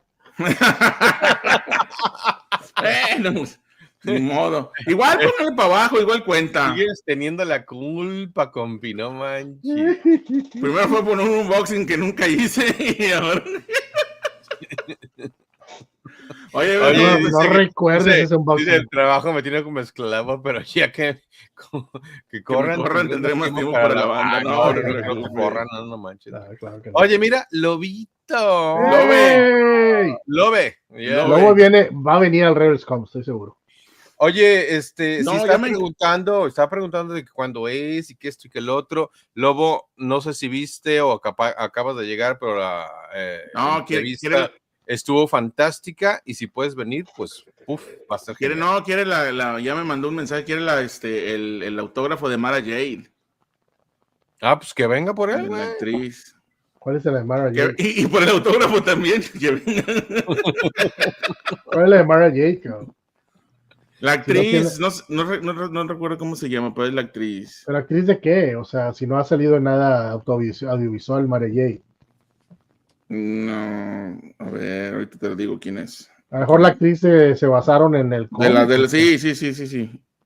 Imagino que esa es, ahorita te digo. No ha habido voz de ella, no ha habido. No hay nada de Mara Jade. No hay nada audiovisual, hay mucho fan-made, pero unos muy buenos, ¿verdad? Pero... A lo mejor es otra, espérate. Creo que fue Mara Jade la que me dijo. Ahorita te digo. A lo mejor estoy yo mal, y puede que sí, pues es lo más probable. Lo vi también, ¿dónde? Shannon McRundle. ¿Qué es esa huella? Ahí está. Pues, ¿qué ha hecho? Digo, No, deja de lo que ha hecho, de que no se va a presentar en ningún tipo de convención ahorita, güey. Entonces, pues. ¿Por qué? Pues porque nadie la sigue. Así. Dice Mara J. Star Wars The Expanded Universe, the only person to ever portray Mara J in live action. What? In likeness simulated in illustrations. ¿Ese en cuál sería? Con Pequista, mira. No, pero pues, o sea, ya no la vemos. Entonces. No, ella fue la que salió en las fotos para las tarjetas de Star Wars, como promocional. Ella era la artista que salía, sí la he visto, fíjate. Sí, no, Lobito, estamos puestos para Mara Jade. Ya sabes que las pelirrojas son una debilidad personal, sí. Entonces... Tú eres la Mara Jade de Mandalor Express, señor Presante. Porque ando de rojo, ¿qué? Sí. No, porque es un amor. Gracias. No, pues... Oye, no manches, siguen bajando los likes. Oye, era mentira lo de Eddie. Dejen su like, por favor. Me quito la camiseta, hijos de la... No. No quieren que por accidente pase. Y le aviento un esnifazo al señor Perane desde aquí, mira. Ay, güey, no. Ay, que no se me le... Otro. Oye, lo anda bien caliente, güey, velo nada más. Pelirro. Lobo. Ay, a ver si hace match el... No, a lo mejor no digo nada. Pelirrojes. Se les gusta. Inviten al Lobo a que venga, güey. Lobo, por favor, ven a este. Ya sabes que ahí tienes vuelta, un sofá. vuelta. Tienes un sofá lleno de sudor que con Alex. Que te está esperando. Ya, ahora le toca a mi compi, porque ya me hacen venir otra vez, entonces, digo, Lobo, mi sofá es tuyo, pero pues yo creo que le toca a mi compi tener esa experiencia religiosa. No, creo que el compi ya tiene con el perro no van a nadie puede dormir con ese perro. Es el perrorro. El perrorro. Es el que ronca más gacho. Compi, ¿qué tenemos por aquí? ¿Qué tenemos para la segunda hora? Que ya se va a acabar. Nada. Para la segunda hora, ya casi la tercera. Absolutamente nada. Pateando el bote. Oye, ¿cómo no? Tenemos por ahí. Tenemos por Tenemos ahí. perdón, dale. No, tenemos por ahí. Que nadie me hizo caso. Personajes que les han cortado el sable, compi. Personajes que les han cortado el sable. El vato que andaba con la chava esta, ¿no? Que le puso el cuerno. ¿Cómo se llamaba? La colombiana. Güey, no manches, güey, no. ¿Cómo se llama el chavo, la señora que le cortó el sable? ¿Te acuerdas? Ah, caray. Sí, una colombiana guatemalteca. Oh, Lorena Bobby. Lorena Bobby. Ándale. Como ella, estamos hablando, como el esposo. Ay, señor Presandi. Ahí va una. No, ya van dos. Bueno, una, compi. No es cierto, dos con lo de las chicas en el bar. Ahí van dos con el señor Presandi.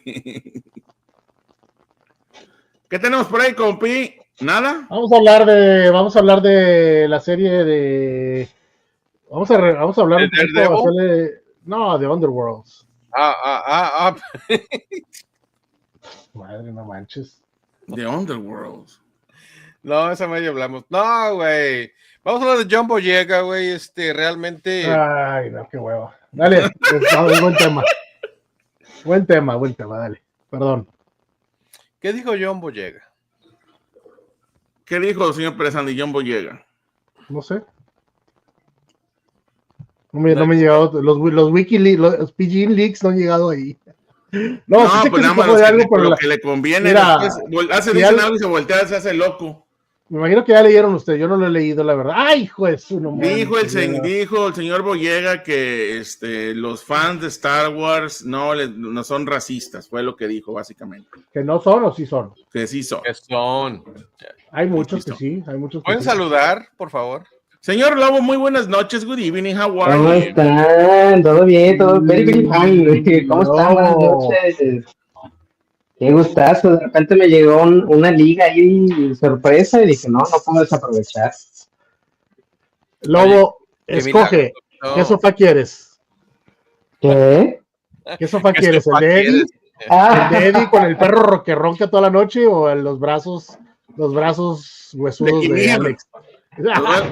Los brazos de Kimir. Pues mira, tengo sueño pesado, GP, la ronquera no es problema. Ay, algo pasó. Algo pasó ahí. No, ya como vivió la experiencia por aquí, pues ahora quiere vivir otra, entonces quiero ir con mi compa. Ya. Los brazos de Kimir, de mi compa. Ya, ¿cómo están? Qué gusto. No, ¿qué onda, Lobo? Qué bueno que andas por aquí. Felicidades por todo lo que están haciendo en tu comunidad y qué bueno que andas por aquí. Gracias. Lobito, pregunta, estamos ya en el tema. Y esperamos que realmente tengas la oportunidad de venir aquí a lo que va a ser Scum Con. Estabas tú preguntando acerca tuvimos una entrevista genial con los creadores de todo esto. Entonces, ojalá puedas andar por acá. Pero, ¿qué le está faltando a estos personajes que les falta el gramo para el kilo, Lobito? ¿Qué tú me puedes decir? A lo mejor no les falta desde tu punto de vista, pero para mucha gente sí, y están ahí en el limbo en Star Wars. ¿Pero de qué personajes estamos hablando? Perdóname. Puedes hablar de Rey, puedes hablar de Finn, puedes hablar de Rose, puedes hablar de mucha gente. Pues, hablando de Finn y Rose, pues yo creo que fue el trato que les dieron, ¿no? Porque todos sabemos que estuvo como que muy como que hubo muchas fallas ahí en la escritura y en la promoción, incluso me atrevería a decir que en los contratos de los actores hubo ahí alguna falla. Digo, no sé si se acuerdan mucho de esto que decían que a John Boyega le habían prometido mucho más protagonismo y poco a poco se fue delegando el personaje, ¿no? También Rose, aunque tuvo un inicio pues medio golpeado, pues casi la descartan en la siguiente película. Yo creo que mucho es culpa del trato que se les dio, que no supieron manejar la historia ni a los personajes. De Rey no sé, de Rey yo creo que con el tiempo le va a tener cada vez pero antes de que avances, te pregunto, dime. ¿fue la actuación, fue el desempeño del actor o simplemente fue como fueron escritos que ya no se les pudo dar más hacia adelante, o la basofia que fue la escritura de estas 3 películas con el cambio de directores? Mira, hablando de actuación, por ejemplo, de Kelly Marie Tran, no puedo hablar mucho, solo la he visto en Star Wars. John Boyega, me acuerdo mucho esta película que es Attack on the Block, si mal no recuerdo. Y lo hizo muy chido. La verdad es que Attack on the Block me gustó la película, se me hace que lo hizo bien. Entonces, yo le voy más a la escritura, güey, a las decisiones, a la dirección, porque también hay mucho de eso. Yo creo que pudo haber sido incluso un poco más convincente escucharlo gritar Rey una vez, 2 veces, a que alguien le estuviera diciendo y otra vez, y otra vez, y otra escena, y venga otra vez, y venga de nuevo. Entonces, se volvió un personaje hasta tedioso. Y yo la verdad es que le tenía mucha esperanza al personaje de Finn, más que a Poe. Bueno, y a Poe también, pero más que a Poe. Y pues digo, lo convirtieron en un personaje medio molesto, que ahora es objeto de burla, ¿no? Que pues, cada vez que sale es gritar Rey. Y sí, no, yo me voy definitivamente con que fue un problema ahí del guión, de la historia, del manejo que le dieron a la dirección de las películas, más que nada. Sí, no, yo estoy totalmente de acuerdo, ¿no? Porque, digo, en el episodio 7, pues como que, digo, ya para ir al episodio, se termina el episodio 7, pensábamos que en el episodio 8, pues, Finn iba a hacer algo más, ¿no? Yo siempre pensé, digo, yo sí lo pensé que en algún momento iba a convertirse en Jedi. O sea, dije, en algún momento pero nunca llegó ese momento, nunca llegó. Y lo que pasó fue, como dices tú, nada más se la pasó gritando en las siguientes películas. Pero sí, si te acuerdas, los promocionales de episodio 7, los pósters mostraban a Finn con el sable azul, con la espada azul. En ningún momento mostraron a Rey así. Por eso, pues igual todo apuntaba que iba a ser Finn como que otro personaje, incluso usuario de la fuerza, que creo que el episodio 9 pues empezaron a dejar como que indicios de eso. Y te digo, yo estoy con que en algún lado vi, corrígeme si me equivoco, pero en algún lado vi que John Boyega dijo que el trato es que él iba a tener como más protagonismo conforme iban a ir avanzando los episodios, y al final fue algo que se descartó. Y es algo que hemos visto hay, digamos, documentales indies de como que toda la línea de tiempo del proceso de la que se vendió Disney hasta la realización de las películas, que la historia de las películas o la historia de episodios 7, 8 y 9, pues casi que se estaba escribiendo conforme iban avanzando dentro de la película. Por ahí alguien decía, oye, estábamos grabando y J.J. Abrams estaba sentado en un rincón como que borrando y reescribiendo. Dice Lobo, mira, dice el Rulo, Lobo, esa no es tu casa, ¿qué haces ahí? Perdóname, señor Rulo. Víctor May, siempre llego tarde, dice, pero los primeros 83 me dicen, mientras a nefastear, aquí anda el Víctor. Saludos, Víctor Mal.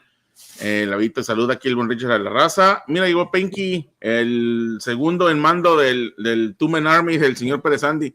Les falta más, dice, nefastos para que me guste el nefasto público.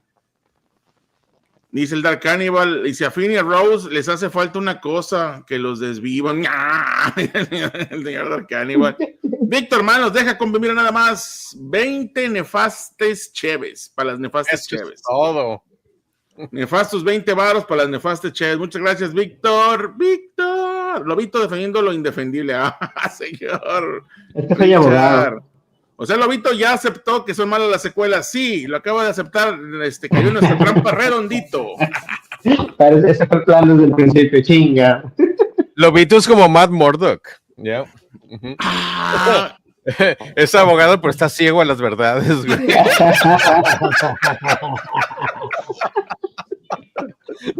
No, compi, ese merece una ahí te la dejo, compi. Ahí te va, güey. Ahí te la dejo, muñeco. Dice el lector de Star Wars, recuerda que cuando salía el episodio 7 había teorías de que Rey era algo de Obi-Wan, hasta que finalmente se nos vendió como nieta de Palpatine y ahí el fandom se volteó. Pues sí, así fue. Que también dicen que también se sacaron de la manga esa madre. Después, ya poco a poco van saliendo por ahí los trapitos. Mi conclusión es de que a los personajes les faltó fanservice. Pues dice el señor Presande que tuvieron la oportunidad de la vida de tener otra vez a los personajes juntos y que la desperdiciaron. ¿Quién fue el señor Presande, el desgraciado que desperdició esa oportunidad? Maldito J.J. Abrams. Jar Jar Abrams. Bueno, y dice que convertirse en Jedi forzosamente en esa trilogía. No se puede hacer en siguientes películas. Bueno, sí se puede, pero no creo. Ya ahorita con lo que se acaba de vomitar el señor John Boyega, creo que se acaba de cancelar sus participaciones próximas a Star Wars. Leia dice que no se vuelve Jedi en la trilogía original. Dice Víctor Mal, ¿creen que originalmente Finn era el que se convirtió en un Jedi? Posiblemente. Bueno, así no lo vendieron, ¿no? Pero pues lo cancelaron en China, lo cancelaron en todos lados, entonces pues, y ahora pues lo escuchamos. ¿Ya? Y ahora él canceló a los fans. Bien hecho por señor Boyega. Señor Presande, usted está cancelado por Boyega. Por más de que lo amamos. Señor Lobo, ¿tú crees que la versión de Luke que nos dieron en esta última trilogía cabe en esto de lo que estamos hablando? Mira. Cabe en esto de lo que estamos hablando de personajes que realmente les faltó el gramo pa'l kilo, les faltó realmente dar un poco más para que la gente estuviera contenta con el fandom, con su participación en la saga. Es que tú sabes perfectamente lo que pienso de este look. Yo creo que el problema es una cuestión de percepción, por no decir de edades, ¿sabes? What? O sea, la gente que lo vio... o de escritura del guión, Lobo. No. Dilo como es, Lobo, dilo como es. No quieras sugarcoat las cosas. Dilo como es, no le pongas. No, sí, porque ya me está diciendo exactamente lo que yo sé que él piensa, pero. No habías hecho la paz ya con Luke, tú, Alex. Aquí traemos café amargo. Sí, totalmente. Pero. Es que mira, yo pongo como ejemplo a mi queridísimo Mando, que le mando un saludo y un abrazo. ¿A quién? ¿Armando? Mando. Okay. Armando. Sí. Que él definitivamente odió esta versión de Luke. Y muchas personas que comparten la misma edad que Mando o son del rango. Con todo respeto. Lobo, güey, te llevamos nomás por unos 10, 15 años, güey, o sea, ¿en serio? Pues bueno, o sea, digo, con todo respeto, digo, por eso me gusta juntarme con ustedes, porque me siento joven.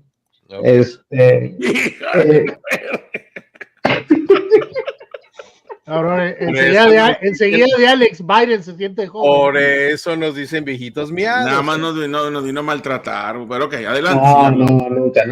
No, dale con todo.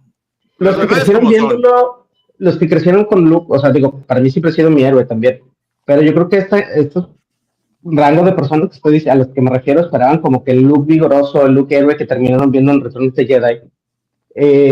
Y para mí se me hizo como que muy adaptable a la percepción de algunas personas, ¿sabes? Para mí, ¡ay, mira, aquí está Mando! ¿Cómo está? Yo también te quiero, Mando.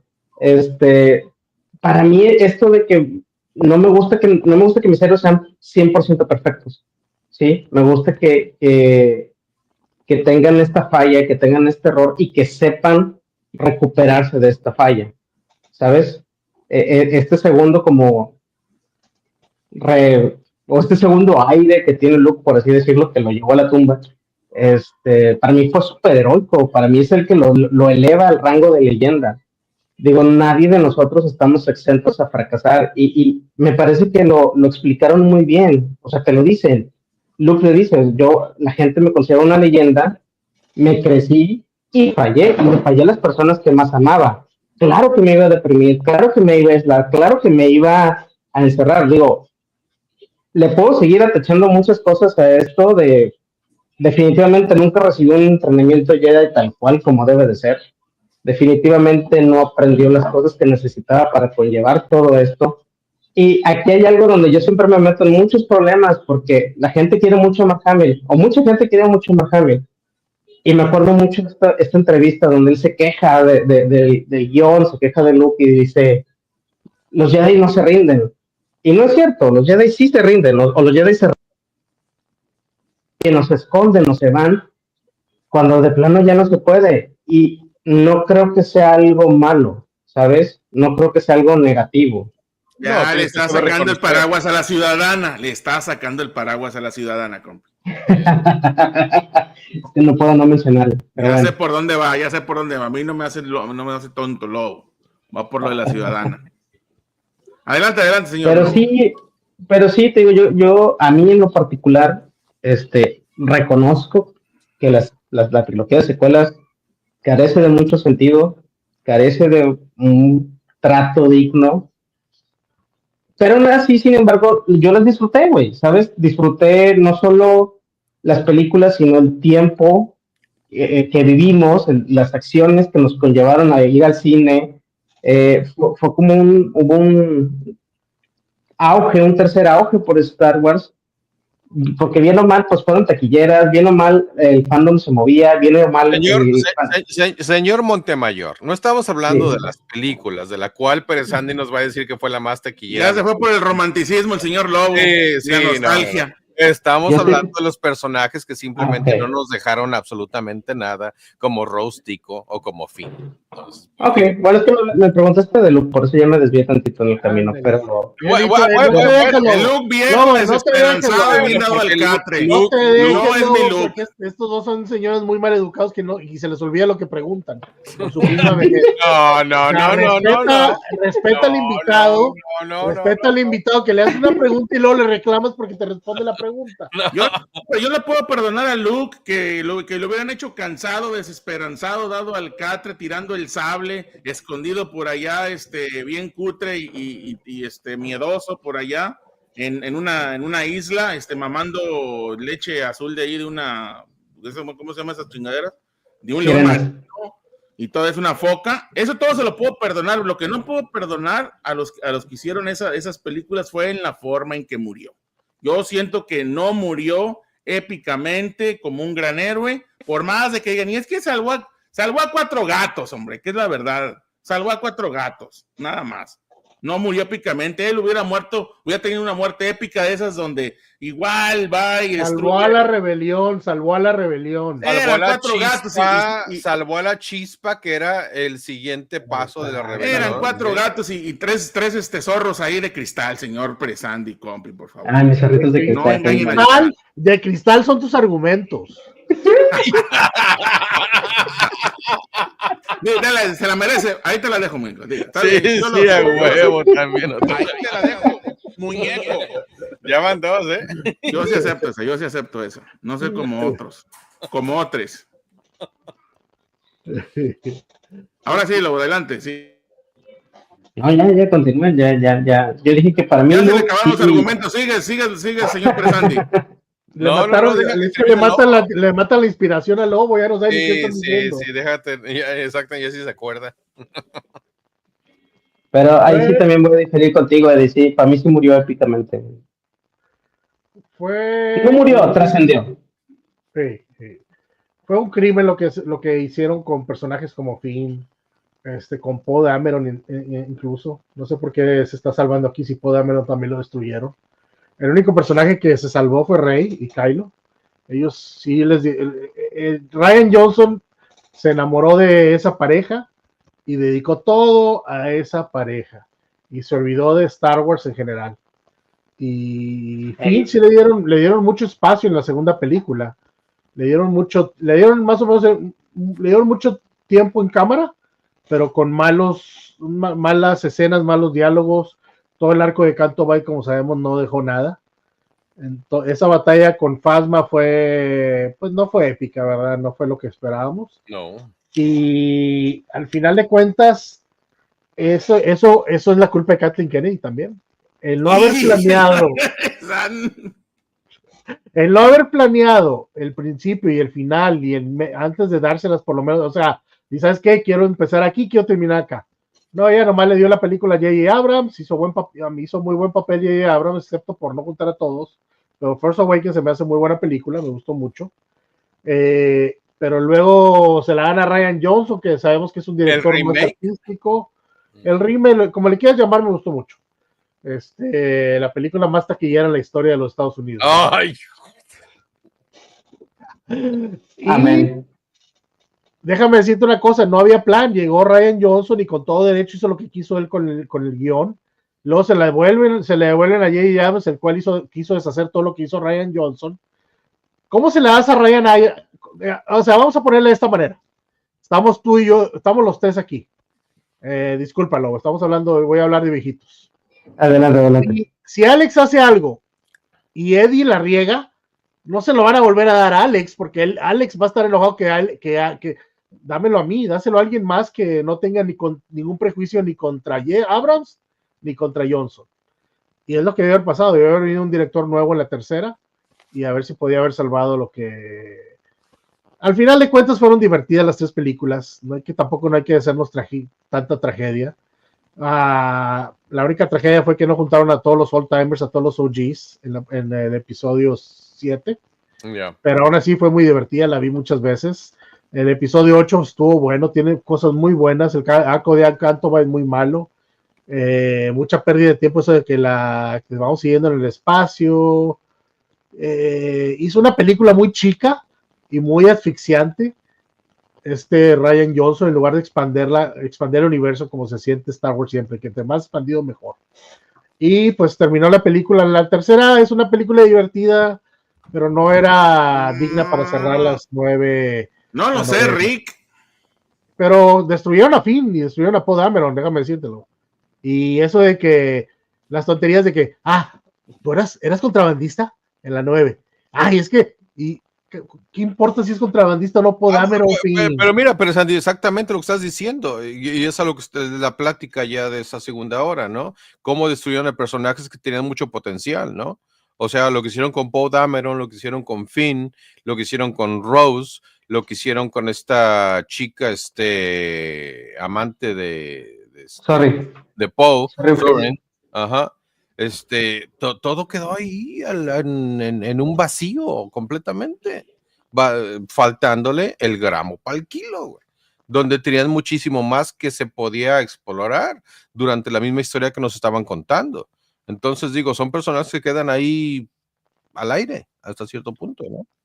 Lobito, ¿cuál fue tu personaje favorito de las secuelas, de las tres películas en general? Kylo sin duda, güey. Kylo. Yo quiero ser Kylo Ren, imagínate. ¿Por qué? Me gustó mucho su desarrollo, güey, o sea, para mí sí fue bastante heroico verlo regresar como Ben Solo al final, desde que lo vimos así haciendo berrinches en el episodio 7. Su diseño se me hace impresionante, se me hace así como intimidante sin ser Darth Vader, ¿sí? Sí. Y el desarrollo que tuvo, el trato que le dio, eso sí, el trato que le dio Ryan Johnson a Kylo Ren en el episodio 8, salvo la parte sin camisa, mis respetos, muy chingón. Sí. Y verlo volver como Ben, güey, o sea, yo te digo una cosa, yo creo que uno de los momentos que más disfruté de episodio 9, güey, fue cuando Han Solo se le aparece, que eso es algo que yo definitivamente no me esperaba. Para mí en mi mente Harrison Ford no iba a volver a pisar Star Wars jamás en la vida. De hecho es muy curioso porque ni siquiera en los créditos aparecen, pero bueno. Y a partir de ese momento, para mí todo lo que hace Ben Solo es perfecto. Todo lo que hace, o sea, hasta entregarle su vida a Rey. Es Fue increíble. una gran escena, porque fue una gran escena la que tuvo con Han Solo, Sí. porque está repitiendo los diálogos, o sea, cuando lo mató, ¿verdad? Cuando lo mató. Fue una escena que la verdad hasta se me llenaron los ojos de un par de lágrimas. Por dos. Y por eso te digo, hay que tomar lo rescatable de cada película, tampoco no hay que darles todo, si no son de ficheras o estas películas, o sea, son películas bien hechas, son películas que tal vez no llegan al nivel, tal vez no llegan al gusto de todos. Son Todas las películas bien hechas. Señor Pérez Andy, ¿está seguro de lo que está diciendo? Son bien hechas en cuestión de técnicamente, con muy buena música. Todas hicieron más de $1 billón, que son contadas las películas que hacen $1 billón cada año.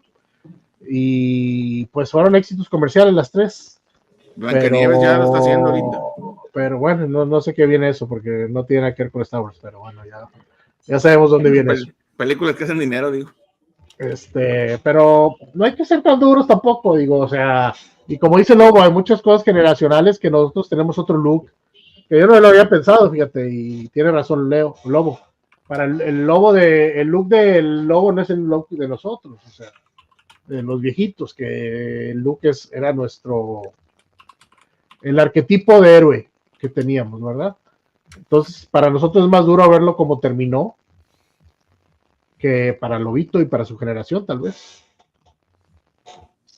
¿Será de esa forma? Yo aquí lo que veo es que están celebrando a un parricida que es Kylo Ren, es lo único que veo yo aquí. Fíjate que complementando lo que dice mi querido LGP, hace algunos ayeres tuve la oportunidad de entrevistar a una chica que es la voz, o fue la voz de Rey en español latino, y llegamos a tocar este punto, ¿no? De, oye, pues, tú sabes, ¿no? Que dividió a los fans, que hay mucho hate. ¿Qué opinas de eso? Y su respuesta fue, y con todo respeto a los aquí presentes que nos están viendo, me dijo lo mismo, o sea, es una cuestión generacional. Si te fijas, son las personas mayores, las que vieron Star Wars de niños. Ah, chingar. No es cierto, eso no es cierto. Yo conozco mucha gente joven que no le gustan las secuelas y también piensan que no son. No, deja, los niños ya no ven Star Wars. Los niños ya no ven Star Wars. No, son santos. No estoy de acuerdo con eso. Pero en fin, qué bueno que lo dijo la muchacha esa. Se ve que no sabe. Nada más presta la voz. Nada más presta la voz. Increpado, Lobo, ¿eh? No, aquí demeritando el trabajo de la señorita, pero está bien. A la cual ni conoce, pero le está demeritando el trabajo y ni siquiera la conoce. No, pues sí, aquí se acostumbra a decir que no están buenas las cosas cuando no se ven. Acuérdate, señor Pérez Andy. Es un freno, no sirve eso. Un saludo, mi querido Olivier. Si pasa. Ya ves, aquí quemaron a Blancanieves viva y nadie ha visto la película. Está muy chido, vayan a verla. Está muy chido, vayan a verla. Los enanos son otra onda. Es lo que he oído, que están muy buenos los enanos. Están padres los enanos. Señor Pérez, se parecen al, ¿cómo se llama? Al Polar Express, pero no manches, están regachos, la neta. Esos enanos son animados, Pérez Andy, no mames. Están regachos, señor. Pues por eso te digo, no son aburridos, son animados. No, digo. Bueno. No, y tú tampoco la has visto, Pérez Andy, ¿no? Yo tampoco la he visto ni la voy a ver, pero no es porque tenga hate. No es porque tenga hate, es porque no tengo niños, no tengo motivo para verla, digo. Oiga, no, la verdad, no la he visto. No, tiene hijos, pero nadie la quiere ir a ver, hombre. No, si quiero ver a Rachel, si quiero ver a la súper talentosa Rachel Zegler, sí, mi familia. Voy a ver West Side Story. Y no solo eso, acaba de salir una película, creo que es en Netflix, donde salió esta semana. Netflix o Amazon, creo que es Netflix. Como que el Y2K, que sale Rachel Zegler, es la principal y es una comedia de como si hubiera pasado el Y2K en el año 2000 y los robots empiezan a pelear contra los humanos, pero comedia ese tipo. Creo que está en Netflix, se llama Y2K la película y sale Rachel Zegler como la principal y está súper chistosa. Yo la vi. Es por decir, pues no verla. Gracias, señor No, Pedro. está en Netflix o no me acuerdo que era Hulu, Netflix. No recuerdo. No, la que yo sí quiero ver es West Side Story, porque digo, yo vi la original, muy yo vi la buena. original y siendo que es un musical, desde ese entonces, pues me encantó, entonces sí quisiera ver Yo los admiro por aguantar musicales, yo la neta no aguanto los musicales. El único que he aguantado es Grease, por ahí el de Vaselina, pero de ahí. No, oportunidad. No, en estos días no me gustan los musicales, pero crecí con ellos, entonces, y sobre todo West Side Story, ¿no? Entonces no me dolería verla. Los musicales con los que crecí fueron los de Pedro Infante, compi. Y Alex, vámonos. ¿estás seguro que no te dolería verla? Qué malo eres, Fred Sandy, güey. No manches.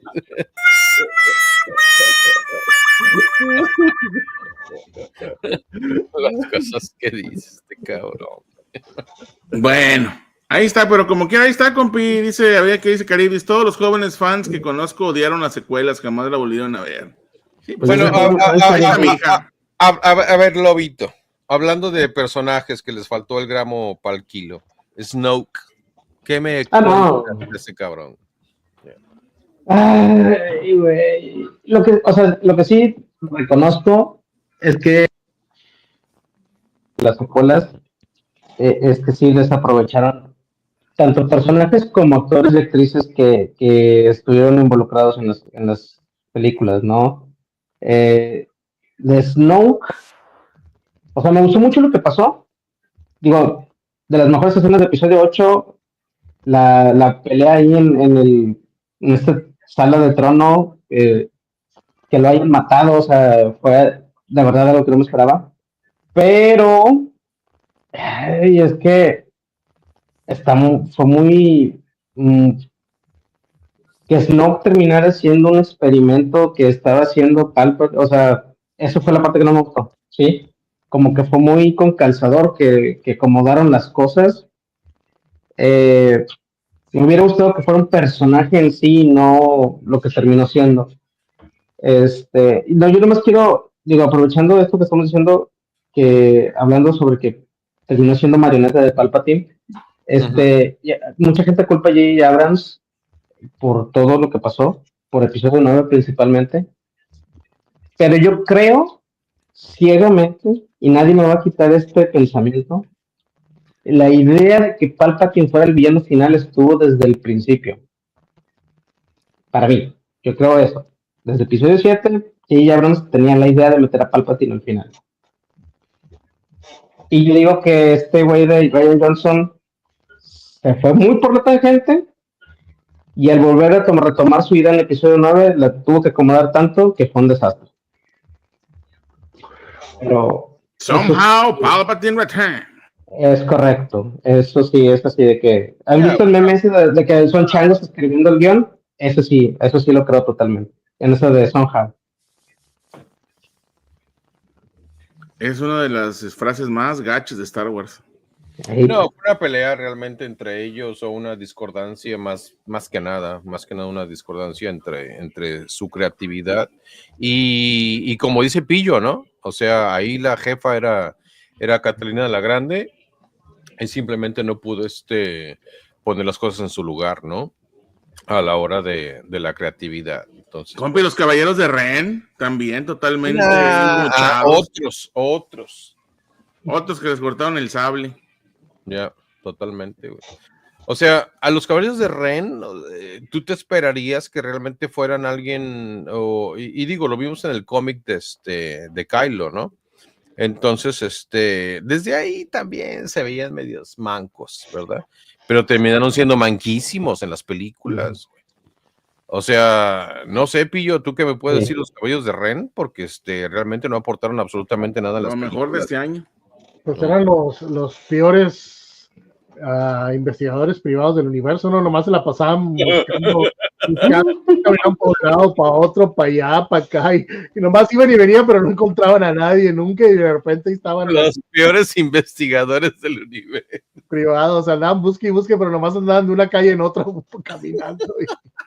Está diciendo que el inspector Ardilla hubiera podido resolver ese caso más fácil. Sí, mejor. El Moroco Topo. En 15 minutos hubieran encontrado a Rey a todos. El Moroco Topo hubiera hecho mejor. Pero, o sea, eso era un concepto muy padre, un concepto que esperabas mucho, era un concepto totalmente, pero no hicieron nada de ellos. Y al final te dan una escena contra Kylo, perdón. Estuvo más o menos, pero de verdad se los echó. No eran, y ahí en la arena están todos viendo así. Y luego en el mundo ese donde estaba ese mundo frío, nomás caminando cada calle. Pues no nos dieron nada de los que, o sea, otra decepción los caballeros, como la mayor parte de los personajes, ¿no? Repito, las películas no me desagradan, o sea, porque ahorita todo el mundo va a pensar, no, las películas me gustan, pero creo, como dijo alguien ahí, no los mataron, pero sí no los utilizaron bien. Y ellos son y al igual que Hux, a Hux lo destruyeron. Oh, totalmente, sí. A Hux lo destruyeron. Entonces, haz cuenta que, ¿qué quieres que te haga? Creo que J.J. Abrams tuvo muy buenos personajes. Creo que Kasdan fue el que escribió la primera. Kasdan escribió muy buenos personajes. Y luego Ryan Johnson los destruyó. Ya cuando llegó J.J. Abrams de nuevo ya no había nada que hacer en cuestión de estos personajes. Como quiera logró sacar jugo y creo que rescataron las películas Rey y Kylo. A ver, ya vamos a terminar, chicos, pero ya que tenemos al Lobo aquí, te quiero hacer una pregunta. A patearlo, dile. Sí. No. Ya que nosotros estamos ya viejitos, ¿verdad? Yo pensé que iba a decir es el más que yo. Nos acaba de llamar Lobo viejos a nosotros. Viejos, decrépitos, nos dijo, decrépitos. Decrépitos. O sea, aquí se la, casi el emperador. Aquí se la pasó y sudó y quién sabe qué tanto le pasó, pero de todas maneras somos viejos. Oye, y es el que canta que las canciones de Mijares es él y nos dice viejos a nosotros. Sí. Lobo, tenemos más personajes disueltos en lo que fueron las secuelas de lo que se pudo haber creado, como positivamente y con mucho más argumento. ¿Es lo que tenemos? Sí, claro. Bueno, nomás ahí para... Creo que no lo que es un villano. Fíjate que el final era un desastre, ¿sí? Yo la verdad sí creo que episodio 9, a quien lo hubiera tocado, iba a tener un trabajo muy difícil. A mí me pesimista si quieres, pero no imagino un escenario en el que todos habríamos salido contentos de episodio 9. Entonces, pues, en la labor de tratar de hacer algo que quedara bien, pues dejaron muchos cabos sueltos en los personajes. O sea, y luego, yo digo, espérame, pues, la cagazón es, me metes personajes nuevos en el último arco y no me arreglas en los que ya tienes ahí todos destrozados. Me refiero a la negrita que no me acuerdo cómo se llama, la que se encuentran en una de las lunas de Endor. La hija de Lando. La hija de Lando. Yeah. Ándale, eso. Entonces, la hija perdida de Lando. La hija perdida de Lando.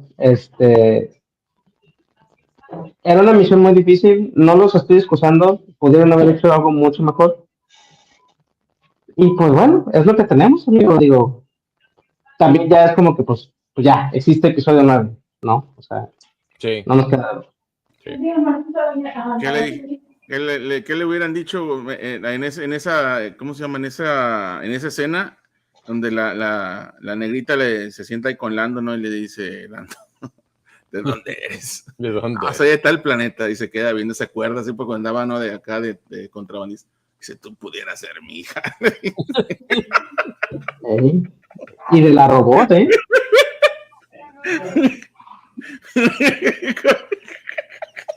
Pues en cada puerto, güey, no manches, las tenía ahí.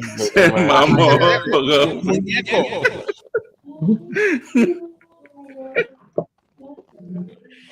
Bueno, ya vamos terminando. Muchísimas gracias a todos. No, pinche copi, bueno. Pero la neta, güey, ya pinche Lando, pues era pues igual que Han Solo, güey. Ya. Nos la pasamos genial, güey. Tuvimos una plática fantástica con Rebel Scum Con. Vinieron ahora sí que las mejores, ahora sí que los que se encargan de organizar todo esto. Lobito, ojalá puedas venir. El otro día estabas preguntando. Sí, claro que sí. Entonces, se va a poner buenísimo.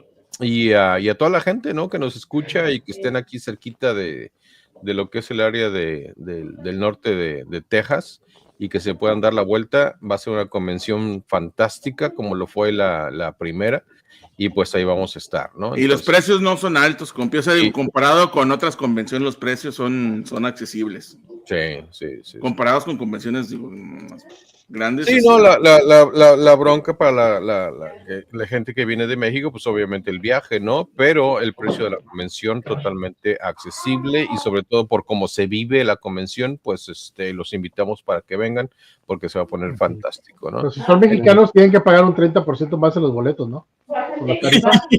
Malditos aranceles. Las mamás del presidente de mi compi, güey, pero pues en fin. No, la verdad, Lobito, lánzate porque esta es una convención que está hecha para ustedes ahí la gente de Monterrey. Está hecha ¿Qué fecha es, Manolo? Es agosto algo, ¿verdad? Acaban de decir, ya se me olvidó. Ay, señor Teresa. A ver, compi, ¿qué fecha ahorita te la digo de volada. Ay, mira, ya. Yo no la estoy organizando, pues no me sé los detalles. Yo tampoco la estoy organizando porque mis sí, exactamente. Si no le sabe para qué le dicen. Chingando, güey. Dije agosto algo, o sea, la tiré más o menos al mes. No, pero mira, ahí está, mira, a ver, Lobito. No veo. Ahí está. Vamos, Lobo. Ay, señor Armando. Ya lo son sacó. Sí, señor Armando. Yes. Nos vamos a ver todos allá. Mira, compi, de agosto 8 al 10 para celebrar mi cumpleaños. Ahí nomás. No me ando promocionando, pero ya anda mi cumpleaños en esos días. Le llevaremos su regalo. Lo único que te digo es que va a ser algo de 12 pulgadas. Ya. Lo que sea recibo, señor Pesandi, ahorita hasta lo que quiera. Es más, esta es para ti esta convención. No, al Bobby le gustó Acolyte. Entonces, yo también, ¿qué iba a decir, güey? Si tiene que promocionar todo lo que se está. El año pasado desde que nos dijo que le gustaba. Dice que va a tener por ahí ¿cómo se llama? Un lugar para los de Acolyte ahí, un VIP por ahí para ustedes. Ahí ponemos a Lobo de figurín, güey. Con un psiquiatra. Lobito, ¿a ti te gustó o no te gustó Acolyte? Ya se me olvidó. Sí, pues claro. Sí, me gustó. No, güey. Yes. ¿Cómo no gustarme? Está bien hecho. Gracias, Lobito. Desde ahí le decimos Lobe, desde Lobe. Lo ves, ¿no? Y no precisamente lo ves, ¿no? Lo más Lobe. Hoy traes Filori con video. El Lobito. No, pues ahí está mira el señor Armando, te está diciendo que qué onda.